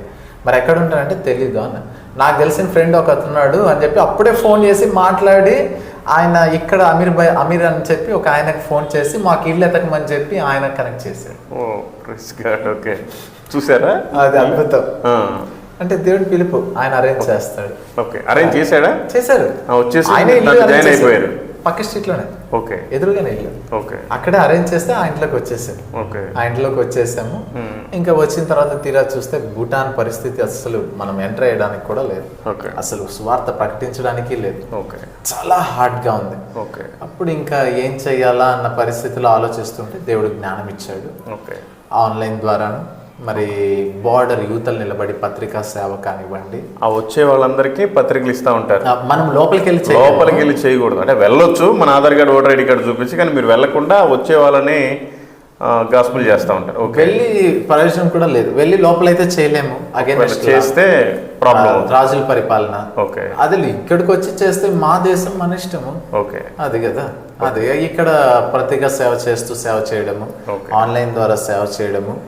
ముఖ్యంగా ఇక్కడికి వచ్చిన తర్వాత నాకు ఒక్క విషయం అర్థమైందంటే, మనం వెళ్ళలేని స్థితిలో వాళ్ళనే ట్రైన్ చేసి పంపించాలి అని ఒక మిషన్ అనేది ఇప్పుడు స్టార్ట్ చేశాం. ఇప్పుడు ఒక అంటే ఇన్ని సంవత్సరాల దేవుడు మా అనుభవాలు, మా నడిపింపు అన్నీ కలిపి ఇప్పుడు మేము ఒక నిజమైన మిషన్ని స్టార్ట్ చేసాం. ఏంటి అంటే డిసైపుల్ ట్రైనింగ్. ఓకే, అంటే ఇప్పుడు భూటాన్ వాళ్ళని ఇప్పుడు మేము ట్రైన్ చేస్తున్నాం. భూటాన్ వాళ్ళని ఇక్కడికి తీసుకొచ్చి డిసైపుల్స్గా ట్రైన్ చేసి వాళ్ళ ప్రదేశాలకి మళ్ళీ వాళ్ళని పంపించాం. నేపాల్ వాళ్ళని తీసుకొచ్చి నేపాల్ వాళ్ళని ట్రైన్ చేసి మళ్ళీ వాళ్ళ ప్లేసెస్కి పంపించాం. ఇంతకు ముందంతా మీరు సర్వలోకానికి వెళ్ళి సర్వ సృష్టికి సువార్తను ప్రకటించి సంఘాలు స్టార్ట్ చేశారు. ఇప్పుడు మీరు సమస్త జనులను ఆయన శిష్యులుగా తయారు చేస్తారు. ఓకే, మంచిది. అలాగే ఇప్పటి వరకు ఎంతమందిని ట్రైన్ చేశారు? చాలా మంది, అంటే 14 మంది ఉండగా, అలా కాకుండా మా ఇంట్లో ఈ రోజు మీరు చూసారు కదా అసలు అలాగా మా ఇంట్లో ఉండి సేవ చేస్తున్న వాళ్ళు కూడా చాలా మంది ఇప్పటికి దాదాపు 25 మంది. బయట నుంచి భూటాన్ అటు నుంచి వచ్చిన వాళ్ళని మీ దగ్గరే పెట్టుకొని మీరే భోజనం పెడుతూ వాళ్ళకి అసలు బైబిల్ గురించి చెప్తూ అసలు ఏం చేయాలనేది నేర్పిస్తూ ఉన్నారు. ఓకే, ఎన్ని రోజులు ఉంటుంది ఈ కోర్సు? ఇది అంటే ఇప్పుడు పర్టికులర్ కోర్స్ అన్నప్పుడు 3 months అలా తీసుకుంటాము. కొంతమంది మా ఇంట్లో ఉండడానికి ఉంటారు. వాళ్ళ టైమింగ్ ఏమి ఉండదు. వాళ్ళు బాగా బలపడే వరకు మన ఇంట్లోనే ఉంటారు, మా మధ్య కుటుంబంగా ఉంటారు. దాని తర్వాత అలాగా ఈ బోర్డు, ఈ చైరు, ఇదంతా దానికోసం. అంతే, దానికోసం. ఇది ఎందుకు అంటే వర్షిప్ లాగా మనం ఫ్రేమ్ చేస్తే ప్రాబ్లం, ఎందుకంటే భూటానీస్ మధ్య చేస్తాం అనమాట. మేము ఇక్కడ ఇండియన్స్ ని వేరే చర్చెస్ నుంచి తీసుకురాం. ఎందుకంటే దేవుడు నాకు క్లియర్ గా ఒక పిలిపిచ్చున్నాడు. మీరు క్రైస్తవులకు సువార్త చెప్పరు, క్రైస్తవులకు సువార్త చెప్పరు ఇప్పుడు వరకు అయితే, వాళ్ళని బలపరచరు. మీది ఏంటంటే సమస్త జనులు శిష్యులుగా తయారు చేయడం, అనేక ప్రాంతాలకు సర్వలోకానికి పంపించటం. వేరొక పునాది మీద కట్టదలుచుకోలేదు. ఓకే, మీ పునాదులే మీరే తవ్వుకోవాలి, మీరే బేస్మెంట్ వేయాలి, మీరే పిల్లర్లే స్లాబ్ వేయాలి. దేవుడు అప్పగించి వెళ్ళిపోవాలి. ఓకే, ఇప్పుడు వరకు నడిపింపాలి. అక్కడి నుంచి కూడా వెళ్ళిపోతారు. దేవుని చిత్తం మనకు తెలియదు. ఇప్పుడు మీరు ఎన్ని దేశాల్లో పరిచయం స్టార్ట్ చేశారు? అలాగా ఇప్పుడు వరకు శ్రీలంకలో చేయడం జరిగింది, బంగ్లాదేశ్ లో 2 చోట్ల వర్షిప్ స్టార్ట్ చేయడం జరిగింది. చేశారు ఆల్రెడీ. మీ శిష్యులు ఉన్నారు? సంఘాలు 2 సంఘాలు అనలేము కానీ దాన్ని ఫెలోషిప్స్ అనొచ్చు. 2 చోట్ల వర్షిప్ స్టార్ట్ చేయడం జరిగింది. నేపాల్ లో 8 చోట్ల జరుగుతున్నాయి. భూటాన్ లో అంటే ఇక్కడికి వచ్చినా కూడా నేపాల్ లో మీకు కాంటాక్ట్ లోనే ఉన్నారు. మీ నడిపింపులో ఉన్నారు వాళ్ళంతా. అలాగే చెప్పుకో, అలాగే అనొచ్చు. అంటే నడిపింపులో అయితే ఉండదండి. ఎందుకు అంటే వాళ్ళకి అప్పగించిన తర్వాత మనం వాళ్ళని పట్టుకొని ఆడడం అంత క్షేమం కాదు. ఎందుకంటే మాకు అది అనుభవం వచ్చింది.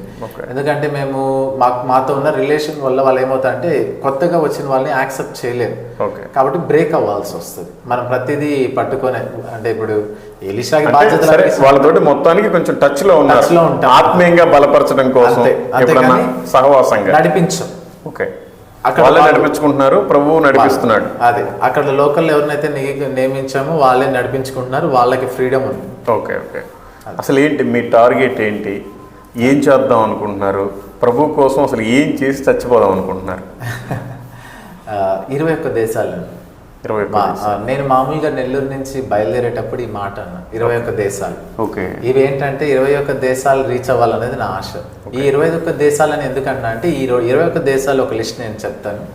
ఆ 21 దేశాలలో 1% కంటే తక్కువ ఉన్న క్రైస్తత్వం. అంటే ఇప్పుడు మీరు బంగ్లాదేశ్ తీసుకోండి, 0.3% క్రిస్టియానిటీ. అలాగా 21 కంట్రీస్ నేను లిస్ట్ అవుట్ చేసుకున్నాను మన వరల్డ్ లో. గుర్తున్నాయా, చెప్పగలరా? ఉన్నాయి. తర్వాత చెప్పండి 21 కంట్రీస్ ఏంటో. ఇప్పుడు ఆఫ్ఘనిస్తాన్ ఉంది. ఓకే. మరి నేను కంబోడియా మనం తీసుకోవచ్చు. ఓకే. కంబోడియా తీసుకోవచ్చు, మంగోలియా. ఓకే. ఉన్నాయి ఒక 21 కంట్రీస్. నేను లిస్ట్ మీకు చెప్తాను. ఓకే. అంటే అన్ని కొన్ని మనం చెప్పుకుంటూ పోవడం కూడా అంత క్షేమం కాదనమాట కొన్ని విషయాలు. అందుకని ప్రస్తుతానికి అలాగా ఆ కంట్రీస్ ని ఫోకస్ చేశాం. మీ జీవితంలో ఈ 21 కంట్రీస్ లో అనేక మందిని శిష్యులుగా తయారు చేసి సర్వలోకానికి సర్వ సృష్టికి సువార్త ప్రకటించడానికి పంపించాలి. అంతే యేసుప్రభు వారు చెప్పింది అదే.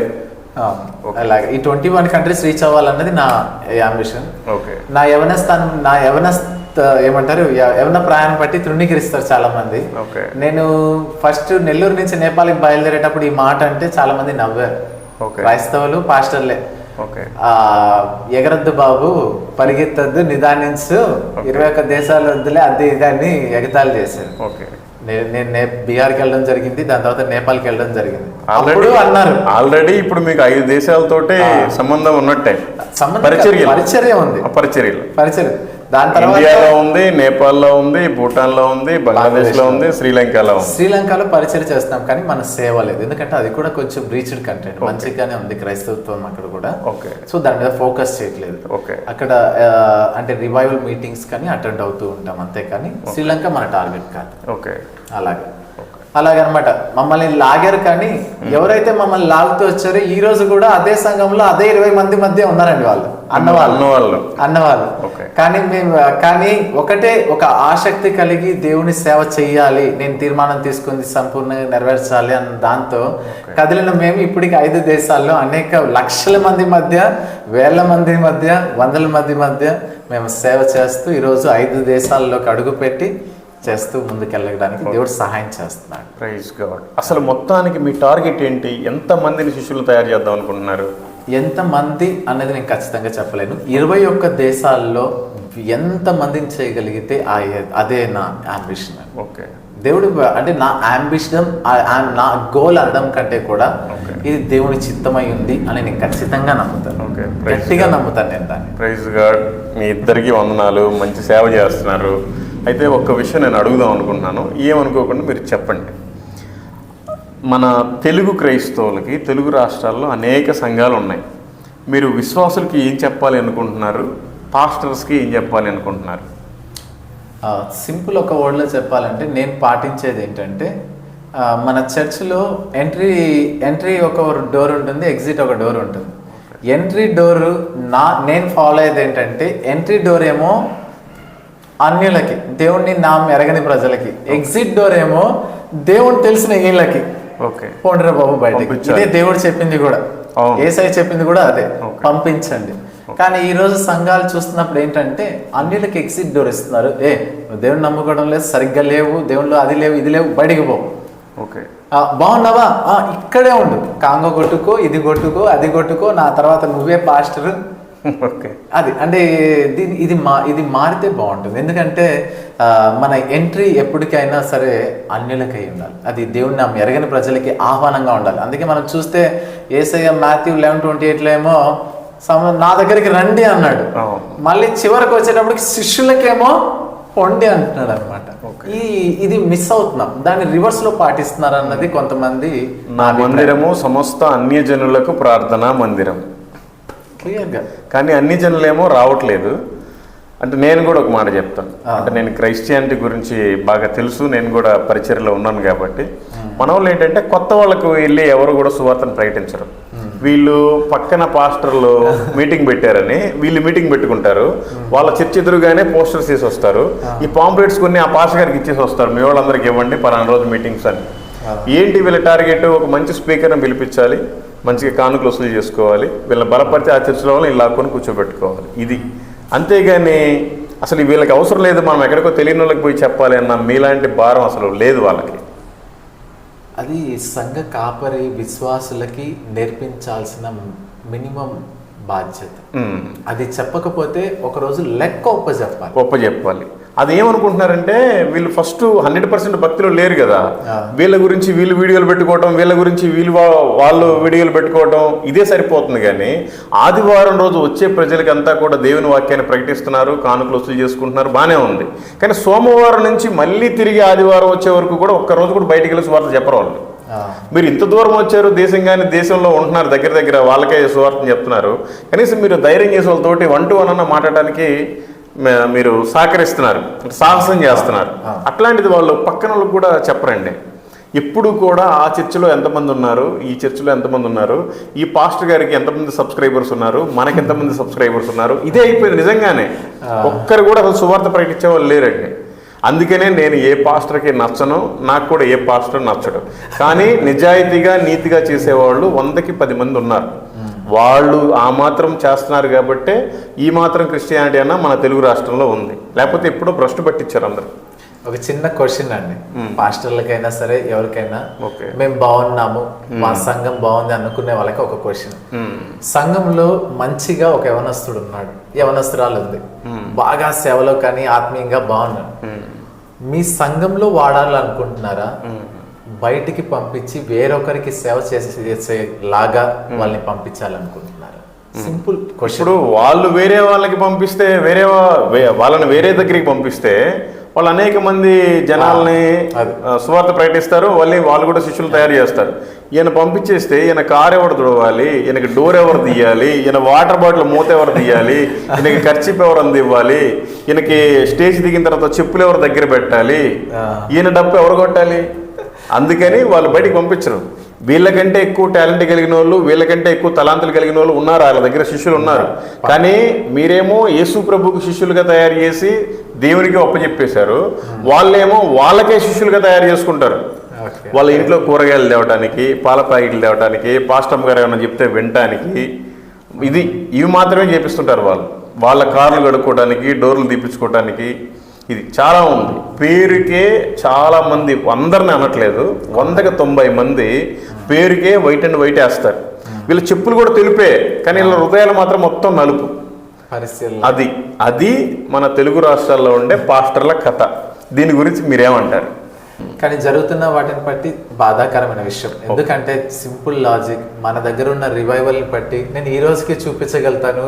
నేను తిరుగుతున్నప్పుడు గవర్నమెంట్ అపోజ్ చేస్తున్నా, ఎన్ని పరిస్థితులు ఆటంకంగా ఉన్నా, నేను ప్రజలు ఇంకా వారు ఒక సమాధానం కొరకు, వారి పరిష్కారం నుంచి బయటకి రావడం కొరకు సత్యాన్వేషణలో ఉన్నారండి.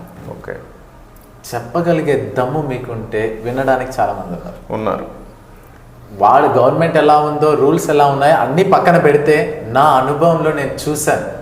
యాంటీ కన్వర్షన్ బిల్లున్న పత్రిక ఇచ్చినప్పుడు వాళ్ళు ఏడ్చి వాళ్ళ బాధలు చెప్పుకున్న వాళ్ళు, కానీ చెప్పేవాళ్ళు. ఈ రోజుకి అనేక ప్రదేశాల్లో జిల్లా మొత్తం కూడా ఒక చర్చ లేకుండా ఉన్నాయి. నేను చూపిస్తా, కానీ చెప్పగలిగే దమ్ము మీకుందా? రారు. అసలు ఎంత దూరం సాహసం చేసి ఎందుకు వస్తారు? వాళ్ళ విలేజే దాటరండి. నీకు మండలం దాటేది ఎక్కువ, జిల్లా దాటాలి, రాష్ట్రం దాటాలి, దేశం దాటాలి, ఇక్కడికి రావాలంటే అది కాని పని. అది చేయాలి. అంటే ఇప్పుడు మన తెలుగు వాళ్ళలో ఉన్న ఎంత మంది ఉన్నారండి? ఇప్పుడు మీరు అన్నారు కదా, మనం కాపర్ల సంఘ సేవకులని అంత టోలం కాదు, మనం అనకూడదు అని ఈ ఒక్క మాటను పట్టుకుంటారు.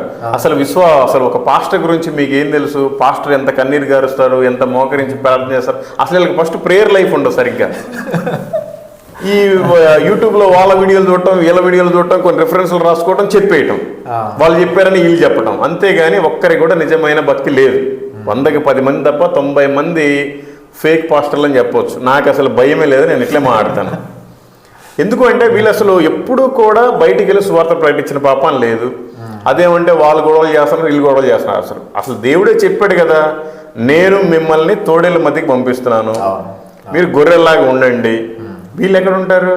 ఒకవేళ సువార్త పరిచయకి వెళ్ళినా కూడా, వాళ్ళు కొట్టడానికి వచ్చినా కూడా మనం వాళ్ళకి సమాధానంగా చెప్పాలి, ప్రార్థనాపూర్వకంగా ప్రకటిస్తే ఏం ప్రాబ్లం ఉండదు.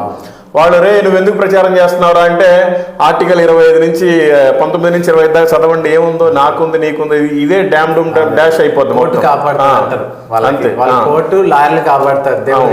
అవును, ఇట్లా అయిపోతుంది. వాళ్ళందరి కోసం మీరు కూడా మీలాంటి వాళ్ళు ప్రార్థన చేస్తే అందరికి నిజమైన మారు మనసు, మళ్ళీ నిజమైన సేవ భారం కలిగి వస్తుంది, జరగాలండి. బట్టి అపోస్తుల సేవ మళ్ళీ తిరిగి రావాలి. ఇప్పుడు అందులో లాస్ట్ డేస్లో ఉన్నాం, చాలామంది ఉద్యమం పడుతున్నారు. ఈ పాస్టర్ల దగ్గర ఉండే విశ్వాసులు కానీ వాళ్ళ ఎవరైతే శిష్యులుగా ఉంటున్నారో పరిచర్యలో, వాళ్ళు కూడా వీళ్ళకంటే బాగా వాక్యం చెప్పగలరు, వీళ్ళకంటే బాగా వర్షిప్ చేయగలరు, వీళ్ళకంటే బాగా పాట పాడగలరు, వీళ్ళకంటే బాగా డ్రమ్ము కొట్టగలరు, గిటార్ వాయించగలరు, కీబోర్డు వేయగలరు, అద్భుతమైన స్వార్థ పరిచయం చేస్తారు. కానీ వాళ్ళు వదిలితే కదా వీళ్ళని గ్రిప్లో పెట్టుకొని ఉంటారు, వదలరు. వదిలితే అసలు తెగించి చేసేవాళ్ళు చాలామంది ఉన్నారండి. అందరికీ తెలుసు మనం ఈ లోకంలో ఏమి సంపాదించలేము, మనం చనిపోయిన తర్వాత దేవునికి లెక్కొప్ప చెప్పాలి, మనం ఆ రాజ్యం కోసం ఇక్కడే ఆయన నీతిని ఆయన రాజ్యాన్ని వెతకాలి, మన ఫలం అక్కడనే అందరికీ తెలుసు. కానీ పాస్టర్లు వదలరు. వీళ్ళు ధైర్యం చేసి ఇన్ని రోజులు సహవాసంగా ఉన్నాం కదా, ఆ బంధంలో ఉండిపోతున్నారు కానీ దేవుడి బంధానికి దూరం అయిపోతున్నారు. ఇది పేరుకు మాత్రమే క్రిస్టియన్స్, నామకార్థంలో ఉన్నారు. అదే ఇంకా ఆ సాంప్రదాయాలు, ఆ పద్ధతులు, ఆ నడిపింపు అనుకుంటున్నారు వాళ్ళు. ఇప్పుడు పాస్టర్కి ఆపోజిట్ అయ్యి బయటికి వెళ్ళలేరు. ఒకవేళ కొంచెం అయిపోయి వెళ్ళిపోయినా కూడా మెసేజ్ల మీద వేరేగా ఉంటది కథ. వీడికి నడిపింపు లేదు, సేవకుడికి లోబడి లేదు. అంటే దేవుడికి లోబడకపోయినా పర్వాలేదు కానీ సేవకుడికి మాత్రం లోబడి ఉండాలి. అట్లా ఉన్నారన్నమాట జనాలు. ఒక్కరు కనుక ఒక్కరోజు మంచిగా పాట పాడారు అంటే వాళ్ళకి ఇంకా నెక్స్ట్ వీక్ మైక్ ఇవ్వరండి, ఎవరు. ఒకరోజు ఎప్పుడన్నా పాస్టర్ గారికి కొంచెం హెల్త్ బాగోలేకనో ఏదో శనివారం సాయంత్రం పరిశుద్ధాత్మ కూటం లేకపోతే ఏదో సంథింగ్ పెడతా ఉంటారు శుక్రవారం శనివారం, ఆ రోజు కనుక మంచి మెసేజ్ కానీ చెప్పాడంటే వాళ్ళకి ఇంకా నెక్స్ట్ వీక్ మెసేజ్ ఇవ్వరు. ఎందుకంటే పాస్టర్ కంటే వీళ్ళు హైలైట్ అయిపోతున్నారు శిష్యులు, ఆయన పేరు పోద్ది. ఇప్పుడు చర్చ్ కూడా యేసయ్య చర్చి అని ఎవరు అనుకోరు. ఒక అన్న, ఏదైనా ఒక అన్న లాస్ట్లో ఒకటి ఇది పలానా వాళ్ళ చర్చ్, పలానా కుమార్ చర్చి, పలానా అనిల్ చర్చ్, పలానా అన్న చర్చి, పలానా పాస్టర్ చర్చ్ అని వీళ్ళ పేర్లే ఎక్కువైపోతున్నాయి కానీ దేవుడి నామానికి మహిమ రావట్ల. అట్లా అయిపోయింది క్రైస్తవులు. వాళ్ళ రాజ్యం. మీకు అన్ని తెలుసులే, మీరు ఎంత దూరం వచ్చారో అక్కడ పరిస్థితులు నేను చూస్తున్నాను కాబట్టి మీకు చెప్తున్నాను. ఇది పరిస్థితి చూస్తున్నాం. బాధాకరమైన విషయాలు. ఎందుకంటే కదలగలిగితే ఇన్ని ప్రాంతాలు ఎందుకు ఖాళీగా ఉంటాయి? అక్కడ కూర్చొని ఉంది క్రైస్తవ. నేను ఫస్ట్ అక్కడ ఉన్నప్పుడు అదే అనుకున్నాను, ఉంది అని. మీరు కూడా ఇప్పుడు 250 మంది సంఘం ఉంది మీకు అక్కడ నెల్లూరులో, మీరు అక్కడ ఉంటే మంచిగా మీకు సెటిల్ అయిపోయేది. ఇంకొకటి ఉంది, వీళ్ళు శిష్యులు తయారు చేయరు. ఎవరైతే వీళ్ళ కొడుకులు ఉంటారో వీళ్ళ కొడుకులు కోడళ్ళు, లేదంటే అబ్బాయిలు లేరనుకోండి, ఎవరైతే వీళ్ళ కూతుర్ని పెళ్లి చేసుకుంటారు అల్లుళ్ళు వాళ్ళు, ఎవరైతే వీళ్ళ కనీసం వాళ్ళకి పిల్లలు లేరనుకోండి వాళ్ళ తమ్ముడు పిల్లలు, వాళ్ళ అన్న పిల్లలు, వాళ్ళ పాస్టర్లు, వాళ్ళ రిలేటివ్స్కే. తదనంతరం కూడా ఈ చర్చి ప్రాపర్టీ అంతా వాళ్ళకే. అంతేగాని ఒక సంఘము మరి శిష్యులు తయారు చేయాలి, ఇది మంది కాదు, ఏ రోజైనా చివరి రోజే ఇది ప్రభువుది అని మీలాగా నేపాల్లో వదిలేసినంత సింపుల్గా ఎవరు వదిలిపెట్టరు. ఒక్కరు కూడా క్రిస్టియన్స్ లేకపోతే 320 మందిని మీరు సంఘం కట్టి అక్కడ వేరే వాళ్ళకి వదిలేసి వచ్చేసారంటే ఇది నిజమైన పిలుపు. మరి మన వాళ్ళు అక్కడ వాళ్ళని ఇక్కడ వాళ్ళని అక్కడ లాక్కొని మీటింగ్లు పెట్టుకోవడం తప్ప ఏం లేదు, ఇది వాస్తవం. అందుకని ఫైనల్గా వీటన్నిటి గురించి మీరు ఏమంటారు చెప్పేసేయండి, ముగిచ్చేసేద్దాం. అంటే మామూలుగా మాకు కొంతమంది ఆర్గనైజేషన్స్ ఆఫర్ చేస్తారు. ఏంటి అంటే మా దగ్గర యవనస్తులు ఉన్నారు బ్రదర్, సేవ పంపించాలనుకుంటున్నాం అని కొంతమంది వస్తారు. వాళ్ళు అడిగేది ఏంటంటే వాళ్ళ బోర్డు ఉండాలి. ఓకే, అర్థమైంది? వాళ్ళ బోర్డుతో సంఘం పెట్టుకోవాలన్నమాట. ఓహో, వాళ్ళ పేరు పెట్టుకోవాలి. ఇప్పుడు పలానా ఏదన్నా మందిరము, వాళ్ళది పేర్లు మనం ఏది చెప్పినా ఆ పేరుకి తగ్గ మందిరాలు ఉంటాయి కాబట్టి మళ్ళీ వాళ్ళని ఉద్దేశించినట్టు అవుతుంది కాబట్టి పేరు చెప్పకూడదు. పలానా సో అండ్ సో మందిరం ఉంది, ఏబిసిడి మందిరం ఉంది, వాళ్ళకి ఏబిసిడి మందిరం అయితేనే పంపిస్తారనమాట.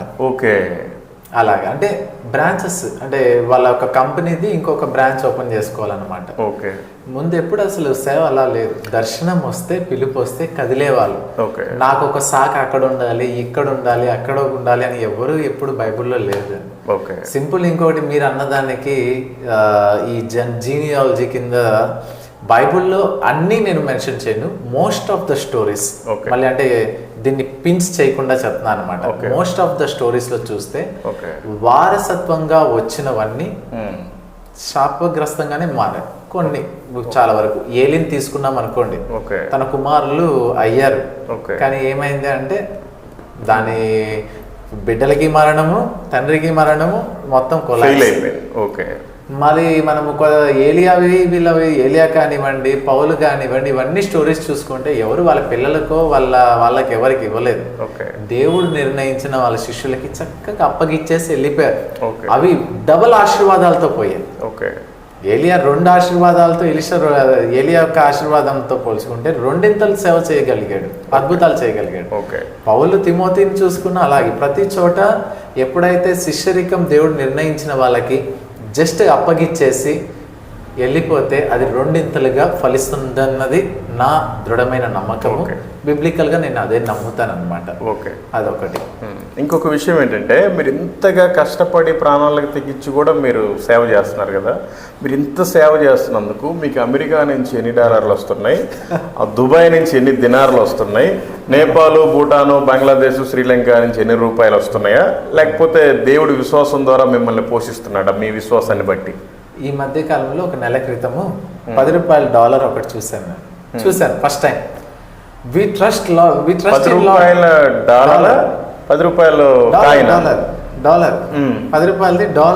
చూసాను. $10 కాయిన్ కాదు, నోట్. $10 నోట్ చూసాను. ఓకే. దాని మీద వి ట్రస్ట్ ఇన్ లార్డ్ అనేసి ఉంది. అవునా, ఉంటుంది. నాకు అలా ఉంటుందని మొన్ననే తెలిసింది అనమాట ఈ మధ్య కాలంలో. ఓకే. మా ఇద్దరికి మాకు చాలా హ్యాపీగా అనిపిస్తుంది. ఒక గవర్నమెంట్ నోట్ మీద వి ట్రస్ట్ ఇన్ లార్డ్ అనేది పెట్టాడంటే ఎంత గొప్ప కంట్రీయా అనేసి. అంటే మీకు అర్థమైంది అనమాట ఎన్ని డాలర్లు వస్తున్నాయి మాకు. అలాగా ఏ ఆర్గనైజేషన్ తో కానీ ఏ చర్చ్ తో కానీ మాకు కనెక్షన్ లేదు. మేము ఎక్కడికక్కడ కట్ చేసుకుంటూనే వెళ్ళామన్నమాట. అంటే ఒక డిసిప్లైన్ అనేది, మినిస్ట్రియల్ డిసిప్లైన్ అనేది ఉండాలి. దేవుడు అప్పగించమన్నప్పుడు అప్పగించేసి గాలం వేసి పట్టుకో ఉండడం కాదు, అప్పగించమన్నప్పుడు అప్పగించేయడం అంతే. అంతకు మించి అది మరి కరెక్ట్ కాదు. మీ సొంత ప్రయత్నాలతో ఏమీ లేదు.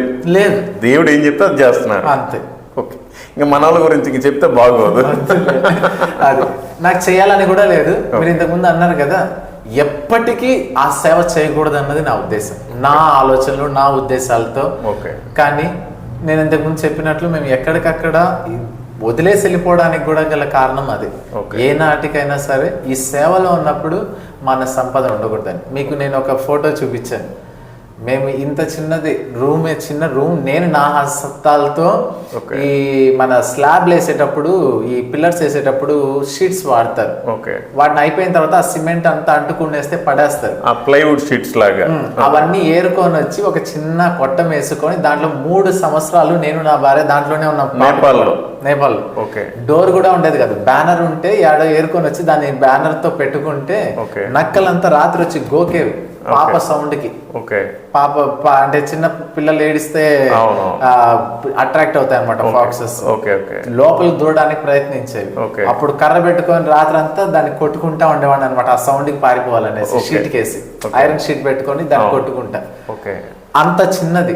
మీరు ఆ ఫోటోలో ఒకవేళ వీలైతే ఆ ఫోటోలో మీరు చూసినట్లయితే అదే 500 మంది పట్టగలిగే సంఘం దాంట్లోనే కూర్చొని ఆ పెద్ద సంఘం కట్టడం జరిగింది. కారణం ఏంటి అంటే ఏ రోజుకైనా ఇది నేను వదిలి వెళ్ళాలి అనేది.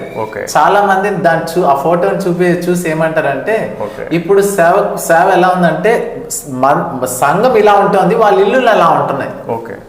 మీరేంటి బ్రదరు, మీ ఇల్లు ఏమో ఇలా ఉంది, సంఘం అలా ఉంది అంటున్నారు అనమాట. అంటే 320 మంది సంఘస్థులు ఉన్నారు, 8 చోట్ల సంఘాలు ఉన్నాయంటే ఇప్పుడు ఏమనుకుంటున్నారంటే మమ్మల్ని, అబ్బా వీళ్ళ దగ్గర కోట్లు డబ్బులు ఉన్నాయి, ఈ రోజుకి రేపు ఎలా తినాలా అని రాత్రికి ప్రార్థన చేసుకుంటాం. మేము విశ్వాస భోజనం, విశ్వాస యాత్ర, విశ్వాస పరిచర్య. ఓకే, చాలా థ్యాంక్ యూ. దేవునికి వందనాలు అక్క అన్న ఇద్దరికి. మీరు ఇంకా ఇలాగే అనేక మందిని శిష్యులుగా తయారు చేయండి. సర్వలోకానికి, సర్వ సృష్టికి సువార్తను ప్రకటించడానికి వాళ్ళంతా కూడా వెళ్ళిపోతూ ఉంటారు. సరే, మీకోసం చిన్న ప్రార్థన చేస్తాను. Thank you. ప్రేమ కలిగిన తండ్రి, కృపగల మా యేసయ్య, మీకు స్తోత్రాలు ప్రభా, మీకు వందనాలు ప్రభా. అయినా ఎన్నిక లేని వారము, నమ్మకం లేని వారం ప్రభా. అయినా అయినను మీరు ఎన్నుకొని ప్రభా మీ మీద నమ్మకం కలిగించినందుకై మీకు స్తోత్రాలు, మీకు వందనాలు ప్రభా. ఇదిగోనైనా మేము ఎక్కడో ప్రభా, ఎక్కడ వారమో ఎచ్చట వారమో అయినా ఒకరికొకరికి కూడా తెలియదు ప్రభా. మీ పరిచర్యని చేస్తున్నాం కాబట్టి ప్రభా నైనా కొందరి ద్వారా మేమంతా కూడా తెలుసుకున్నాం ప్రభా. మీ గురించి అనేక విషయాలు తెలుసుకున్నాం ప్రభా. వీళ్ళు కూడా నాయన ఫస్ట్ ప్రభా హిందూ ఫ్యామిలీ నుంచి వచ్చారు ప్రభా. నాయన తెలుసుకున్నారు దేవుడిని ప్రభా. అప్పటికి నమ్ముతున్నప్పటికీ ప్రభా కొన్నిసార్లు నాయన లోకంలో జరిగిన కొన్ని కార్యాల వల్ల ప్రభా బ్రదర్ గారిని బట్టి ప్రభా మీకు స్తోత్రాలు చెల్లిస్తున్నాను ప్రభా. అతనుకున్న కేసును బట్టి ప్రభా మీరు ఇచ్చిన జడ్జిమెంట్ని బట్టి ప్రభా నాకే గూస్ బంప్స్ వచ్చినాయి ఆ వినేటప్పుడు ప్రభా. అయినా మీకు స్తోత్రాలు, మీకు వందనాలు ప్రభా. అంత గొప్ప స్థితిలో మీరు వీళ్ళని పెట్టారు ప్రభా. నైనా ఆ ఒక్క కోర్టులో ప్రభా మీరు మాట్లాడి మీ స్వరం ద్వారా ప్రభా మీ బిడ్డను ఏర్పాటు చేసుకున్నారు. ఒక కోర్టులో మీ సేవా పిలుపుకోయి అయినా ప్రభా వీళ్ళు వాళ్ళ జీవితాన్ని సమర్పించుకున్నప్పుడు ప్రభా అది ఒక అద్భుతమైన సంఘటన ప్రభా, ఒక అద్భుతమైన విషయం ప్రభా. నైనా ఇప్పటికినైనా మీరు ఎన్నుకున్నారు, అనేక దేశాల్లో తిప్పుతున్నారు ప్రభా, అనేక సంఘాలు ఏర్పాటు చేయబడుతున్నాయి, అనేక మంది శిష్యులను ప్రభా వీళ్ళు తయారు చేసి సర్వలోకానికి పంపిస్తున్నారు ప్రభా. ఇదిగోనైనా వీళ్ళ గురించి నేను ప్రార్థన చేయడానికి కూడా నేను అర్హుని కాదు కానీ ప్రభా, నేను ఎంతో దూరంలో తిరుగుతున్నాను, దేశమంతా తిరిగాను, అనేక మందికి సువార్తను ప్రకటించాను కానీ ప్రభా వీళ్ళ సాక్ష్యాన్ని విన్నప్పుడు ప్రభా ఈ వీడియో ఎంతమంది అయితే చూస్తున్నారో ప్రభా అనేక మంది జీవితాల్లో నిజమైన క్రిస్టియానిటీ తెలుసుకోవాలి, నిజమైన మీ పిలుపుని తెలుసుకోవాలి, అనేక మందికి మాదిరికరంగా ఉండుటకు సర్వలోకానికి వెళ్ళి సర్వసృష్టికి సువార్తను ప్రకటించి నిన్ను వలె నీ పొరుగువారిని ప్రేమించినట్టుగా ప్రభా మేము మాత్రమే మా కుటుంబస్తుల్ని మా బంధువుల్ని మిత్రుల్ని ప్రేమించుకోవటం కాదు, అనేక మందిని ప్రేమించినైనా మీ సువార్తను ప్రకటించుటకు అనేక మంది నశించిపోతున్నారు, ఈ లోకం అనే అగ్నిలో కాలిపోతున్నారు ప్రభా. వాళ్ళందరినీ కూడా అగ్నిలో నుంచి లాగినట్టుగా కొందరైనా రక్షించుటకు ప్రతి క్రైస్తవుడికినైనా మీరు నిజమైన రక్షణ మారు మనసు దయచేయండి, వాళ్ళలో ఉజ్జీవాన్ని మీరు నైనా రగిలించండి ప్రభా. ఒక రివైవల్ని స్టార్ట్ చేసి ప్రభా అనేక మందికి మాదిరికరంగా ఉండుటకు నాయన ఇదిగో ఈ మిషనరీల జీవితం లాగే ప్రభా ప్రతి ఒక్కరి జీవితం ఉండుటకు నాయన వాళ్ళందరినీ కూడా మీరు సహాయం దయచేయండి ప్రభా. ఇదిగో నాయన మీ రాకడలో ప్రభా మేమంతా కూడా మా లెక్కలు చూపించాలి ప్రభా. మీ జడ్జిమెంట్ దినాన ప్రభా ఏ ఒక్కరూ సిగ్గుపడకూడదు ప్రభా. ఇక్కడ మాత్రమే మా బట్టలు మా కుటుంబం మా సామాన్లు మేము చూసుకోవటం కాదు కానీ ప్రభా ఎన్ని ఆత్మల్ని మీ సన్నిధికి మేము తీసుకొస్తున్నాము, ఎంతమందికి మీరు రక్షణ భాగ్యాన్ని కలుగు చేస్తున్నారు, మేము మా లెక్క మేము అప్పచెప్పవలసి ఉన్నది ప్రభా. రోజు సిగ్గుపడకుండా ప్రతి క్రైస్తవుడు కూడా నాయన రోషము కలిగి పౌరుషంగా ప్రభా నాయన మీకోసమే ఇక్కడ మీ నీతిని మీ రాజ్యాన్ని వెతికే బిడ్డలుగా మీరు దయచేయండి. ఈ వీరు చేసే పరిచర్యని వీళ్ళ కుటుంబాన్ని కూడా మీరు దీవించి ఆశీర్వదించి యేసు నామములో వీళ్ళకున్న ప్రతి అక్కర అవసరత తీర్చబడును గాక, వీళ్ళ మినిస్ట్రీ అంతకంతకు డెవలప్మెంట్ అవును గాక, వీళ్ళు అనేక మందికి మాదిరికరంగా ఉండును గాక ప్రభా. మీకు స్తోత్రాలు, మీకు వందనాలు. యేసయ్య పేరిటనైనా ఈ చిన్న ప్రార్థనని అడిగి వేడుకొనుచున్నాము తండ్రి, ఆమేన్. Thank you brother. Praise the Lord. Thank you sir. Praise the Lord. మీ అందరికీ దేవుని పేరిట మరొక్కసారి వందనాలు. ఇప్పుడు దాకా విన్నారు కదండి, ఎక్కడో ఒక అన్య కుటుంబంలో నుంచి దేవుడి చేత ఏర్పరచబడి అతను ఒక 7 సంవత్సరాలు బ్రదరు జైలుకి వెళ్ళాల్సినప్పటికీ కోర్టు బోన్లోనే నీ కోర్టు కేసు కొట్టివేయబడింది, ఇంకెప్పుడు నువ్వు కోర్టుకు రావద్దు అన్న జడ్జి మాటని దేవుడు కూడా స్వరంతో నీ పాపములకి ఎన్నడూ జ్ఞాపకం చేసుకున్నావు, నువ్వు నా పని చేయి అన్నట్టుగా ఆ పిలుపుని అందుకొని ఎక్కడో దేశం కాని దేశం, భాష కాని భాష, తిండి కాని తిండి తిని అక్కడ 320 మందికి సంఘం ఏర్పాటు చేసి సంఘాన్ని కట్టి వీళ్ళు ఎట్లా అంటే ఇంకా బ్రదర్ గారి వీడియోలో చెప్పలేదు కానీ సిస్టర్ గారు వాష్రూమ్కి వెళ్తే బ్రదరు కట్టను అడ్డం పట్టుకునేవాళ్ళు, తర్వాత బ్రదర్ వెళ్తే సిస్టర్లా పట్టుకునేవాళ్ళు. అంత ఘోరమైన పరిస్థితిలో ఉండి అట్లాంటి ఒక దీన స్థితిలో ఉండే ఒక గుడిసెలో ఉండి అద్భుతమైన మందిరాన్ని కట్టాడండి. అంటే దేవుణ్ణి హెచ్చించారు, వీళ్ళు తగ్గించుకున్నారు, అనేక మంది శిష్యులుగా తయారు చేశారు, మళ్ళీ ఇక్కడికి వచ్చారు, ఇక్కడ చేశారు, మళ్ళీ బంగ్లాదేశ్లో చేస్తున్నారు, శ్రీలంకలో చేస్తున్నారు. ఇట్లా ఎన్నో ప్రదేశాల్లో దేవుడు వాడుకుంటున్నాడు. మీరందరూ కూడా వీళ్ళని చూసి బుద్ధి తెచ్చుకోండి, పేరుకు మాత్రమే నామకార్థంగా ఉండబాకండి. మిమ్మల్ని ఎవరు విమర్శించట్లేదు, నేను ఉన్న వాస్తవం మాట్లాడుతున్నాను. ఈ లోకం శాశ్వతం కాదు. నీవు చనిపోయిన రోజున నీ భార్య కావచ్చు, నీ పిల్లలు కావచ్చు, నీ ఆస్తి కావచ్చు, నీ తల్లిదండ్రులు కావచ్చు, నీ సామాన్లు కావచ్చు, నీ ఇల్లు కారు బండి ఏది రాదు. నువ్వు వేసుకున్న చొక్కా, నువ్వు వేసుకున్న డ్రెస్ కూడా ఇక్కడ వదిలిపెట్టేసి వెళ్ళిపోవాలి. ఇక్కడ బ్రతికినప్పుడు చాలా కనిపిస్తాయి కానీ చనిపోయిన తర్వాత రెండే రెండు, ఒకటి స్వర్గం ఒకటి నరకం. నీ ప్రయాణం ఏంటో నువ్వు ఆలోచించుకో. నీ బాధ్యత ఏంటి, అసలు నీ గమ్యం ఏంటి? ఎంతోమంది నీకంటే గొప్పవాళ్ళు, కోటేశ్వరులు, ధనవంతులు, పేరుండేవాళ్ళు, ప్రతిష్టలు ఉండేవాళ్ళు కూడా అందరూ మన కరోనా టైంలో చనిపోయి పాతిపోయి పడ్డారు. కానీ దేవుడు ఇంకా నిన్ను బ్రతికిచ్చాడు. ఎందుకంటే ఆయన నీ కోసం ప్రాణం పెట్టాడు. ఇప్పటికైనా నిజమైన మారు మనసు పొంది ఆయన కోసం ఏమైనా పాటుపడతావా? లేదంటే నువ్వు, నీ కుటుంబం, నీ ఆస్తి, నీ జాబు, నీ బిజినెస్ చేసుకొని రేపు చనిపోయిన రోజు తీర్పు రోజున తీర్పు పొంది నరకానికి వెళ్ళిపోతావా? ఆలోచించుకో. దయచేసి ఈ లోకం శాశ్వతం కాదు. ఏ రోజు నీ చివరి రోజు నీకే తెలియదు. అందుకని బ్రతికుండంగానే సమయం లేదు, చాలా కొద్దిగా ఉంది. పగలున్నంత వరకు ఆయన పని చేయండి. చీకటి రాబోతుంది, ఆ రోజున నీకు వెలుగే ఉండదు. అందుకని దయచేసి ప్రతి ఒక్కరు లెక్క చెప్పాలి కనుక మీ బాధ్యతనేంటో మీరు నెరవేర్చండి. అనేక మందికి మాదిరికరంగా ఉండటకు ఆయన సాక్షిగా ఉండండి. మీ సాక్ష్యాన్ని మీరు కాపాడుకోండి. సర్వలోకానికి వెళ్ళి సర్వసృష్టికి సువార్తను ప్రకటించండి. సమస్త జనులను శిష్యులుగా చేయుడి. అనేక మందిని నరకంలో నుంచి లాగినట్టుగా కూడా అగ్నిలో నుంచి లాగినట్టుగా లాగే ఎదురు సాక్షిగా నిలబెట్టండి. ఇంతకు తప్ప ఇంకేమీ చెప్పలేను. దయచేసి మిమ్మల్ని కనుక ఏమైనా తప్పుగా మాట్లాడినట్టయితే పెద్ద మనసుతోటి మీరు నన్ను క్షమించండి దేవుని ప్రేమతోటి. నేనేదో మిమ్మల్ని రెచ్చగొట్టడానికో లేకపోతే మిమ్మల్ని పాయింట్అవుట్ చేసి మాట్లాడటానికో కాదు, కానీ ఇన్ని రోజులు నేను క్రైస్తవుడనే వేసుకున్న ఆ ముసుగులో ఉండిపోతావు. నీ ఒరిజినాలిటీ ఎక్కడా? దేవుడు నీలో ఏం మంట పెట్టలేదా? దేవుడు రోషం కలిగిన దేవుడు కదా, అదే రోషాన్ని నీకు ఇవ్వలేదా? ఎందుకు నువ్వు నామకార్థంలో ఉండిపోతున్నావు? ఒక నిజమైన క్రైస్తవుడిగా ఇదిగో ఇలా ఊరి దాటొచ్చి దేశం దాటొచ్చి ఎందుకు నువ్వు పరిచర్య చేయలేకపోతున్నావు? ఇంకా ఎన్ని రోజులు నీ చర్చిలో 100 మంది విశ్వాసులు ఉన్నా కూడా ఒక్కరిని కూడా శిష్యులను చేయకుండా ఎందుకు మీరంతా పాస్టర్లుగా ఉన్నారు? ప్రియ విశ్వాసి, ఎన్ని రోజులు నువ్వు నీ పాస్టర్కి బానిసత్వం చేస్తావు? ఎన్ని రోజులు నీ పాస్టర్ గారికి డోర్ తీస్తావు? ఎన్ని రోజులు నీ పాస్టర్ గారికి వాటర్ బాటిల్ మూత తీస్తావు? ఎన్ని రోజులు నీ పాస్టర్ గారి చెప్పులు మోస్తావు? దేవుడు నీకు ఇదే నా బాధ్యత ఇచ్చింది. నువ్వు అక్కడ బైబిల్ గురించి నేర్చుకున్నావు కదా, వాక్యాన్ని తెలుసుకున్నావు కదా, బయటికి వెళ్ళి ప్రకటించు. నువ్వు వెళ్తే ఒకవేళ వద్దంటే మీ పాస్టర్ గారు వద్దంటారేమో, కానీ దేవుడు మాత్రం ఖచ్చితంగా నీకు వెల్కమ్ పలుకుతాడు. దేవుడు చెప్పింది అదే, నిన్ను వలె నీ పొరుగు అని ప్రేమించు, సర్వలోకానికి వెళ్ళి సర్వసృష్టికి సువార్తను ప్రకటించు, సమస్త జనులను శిష్యులుగా తయారు చేయండి. ఇట్లాంటి వాక్యాలన్నీ మనం వింటానే ఉంటున్నాం. ఈ చెవితో విని ఈ చెవితో వదిలేస్తున్నామా? కనీసం ఈ రోజైనా నిజమైన మారు మనసు పొందు. దేవుడు నీ యందున ఉండునుగాక. యేసు నామములో మీరంతా నిజమైన మారు మనసు రక్షణ మరొకసారి పొందుకొని ఆయన సాక్షిగా జీవించుదురుగాక.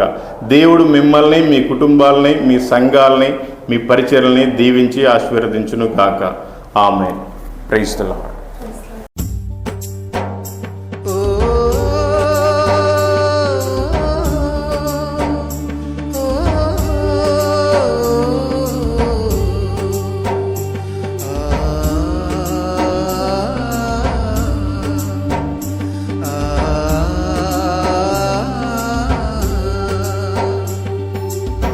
పంపుము దేవా పనివారలను పంటను కోయుటకు, నేడు పంటను కోయుటకు. పంపుము దేవా పనివారలను పంటను కోయుటకు, నేడు పంటను కోయుటకు. కొంతమందియే శ్రమపడుచుండగా చింతయలేని క్రైస్తవులందరిన్ పంపుము దేవా పనివారలను పంటను కోయుటకు, నేడు పంటను కోయుటకు.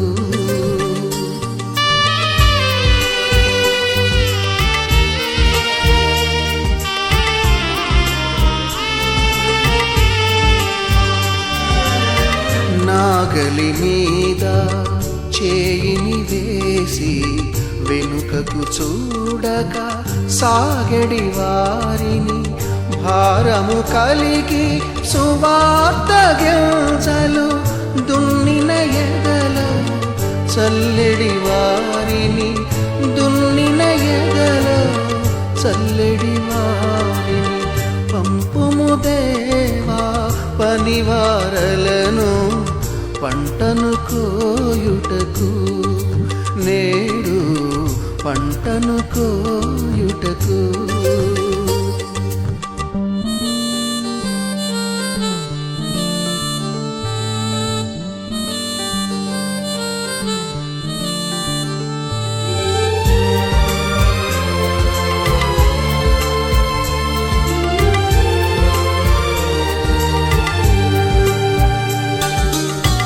తెల్లబారిన పొలములు చూచి తెల్లవారక ముందే లేచి, ఉల్లము దేవుని ఆత్మతో నిండగా ఉల్లాసముతో కూర్చెడి వారిని, ఉల్లాసముతో కూర్చెడి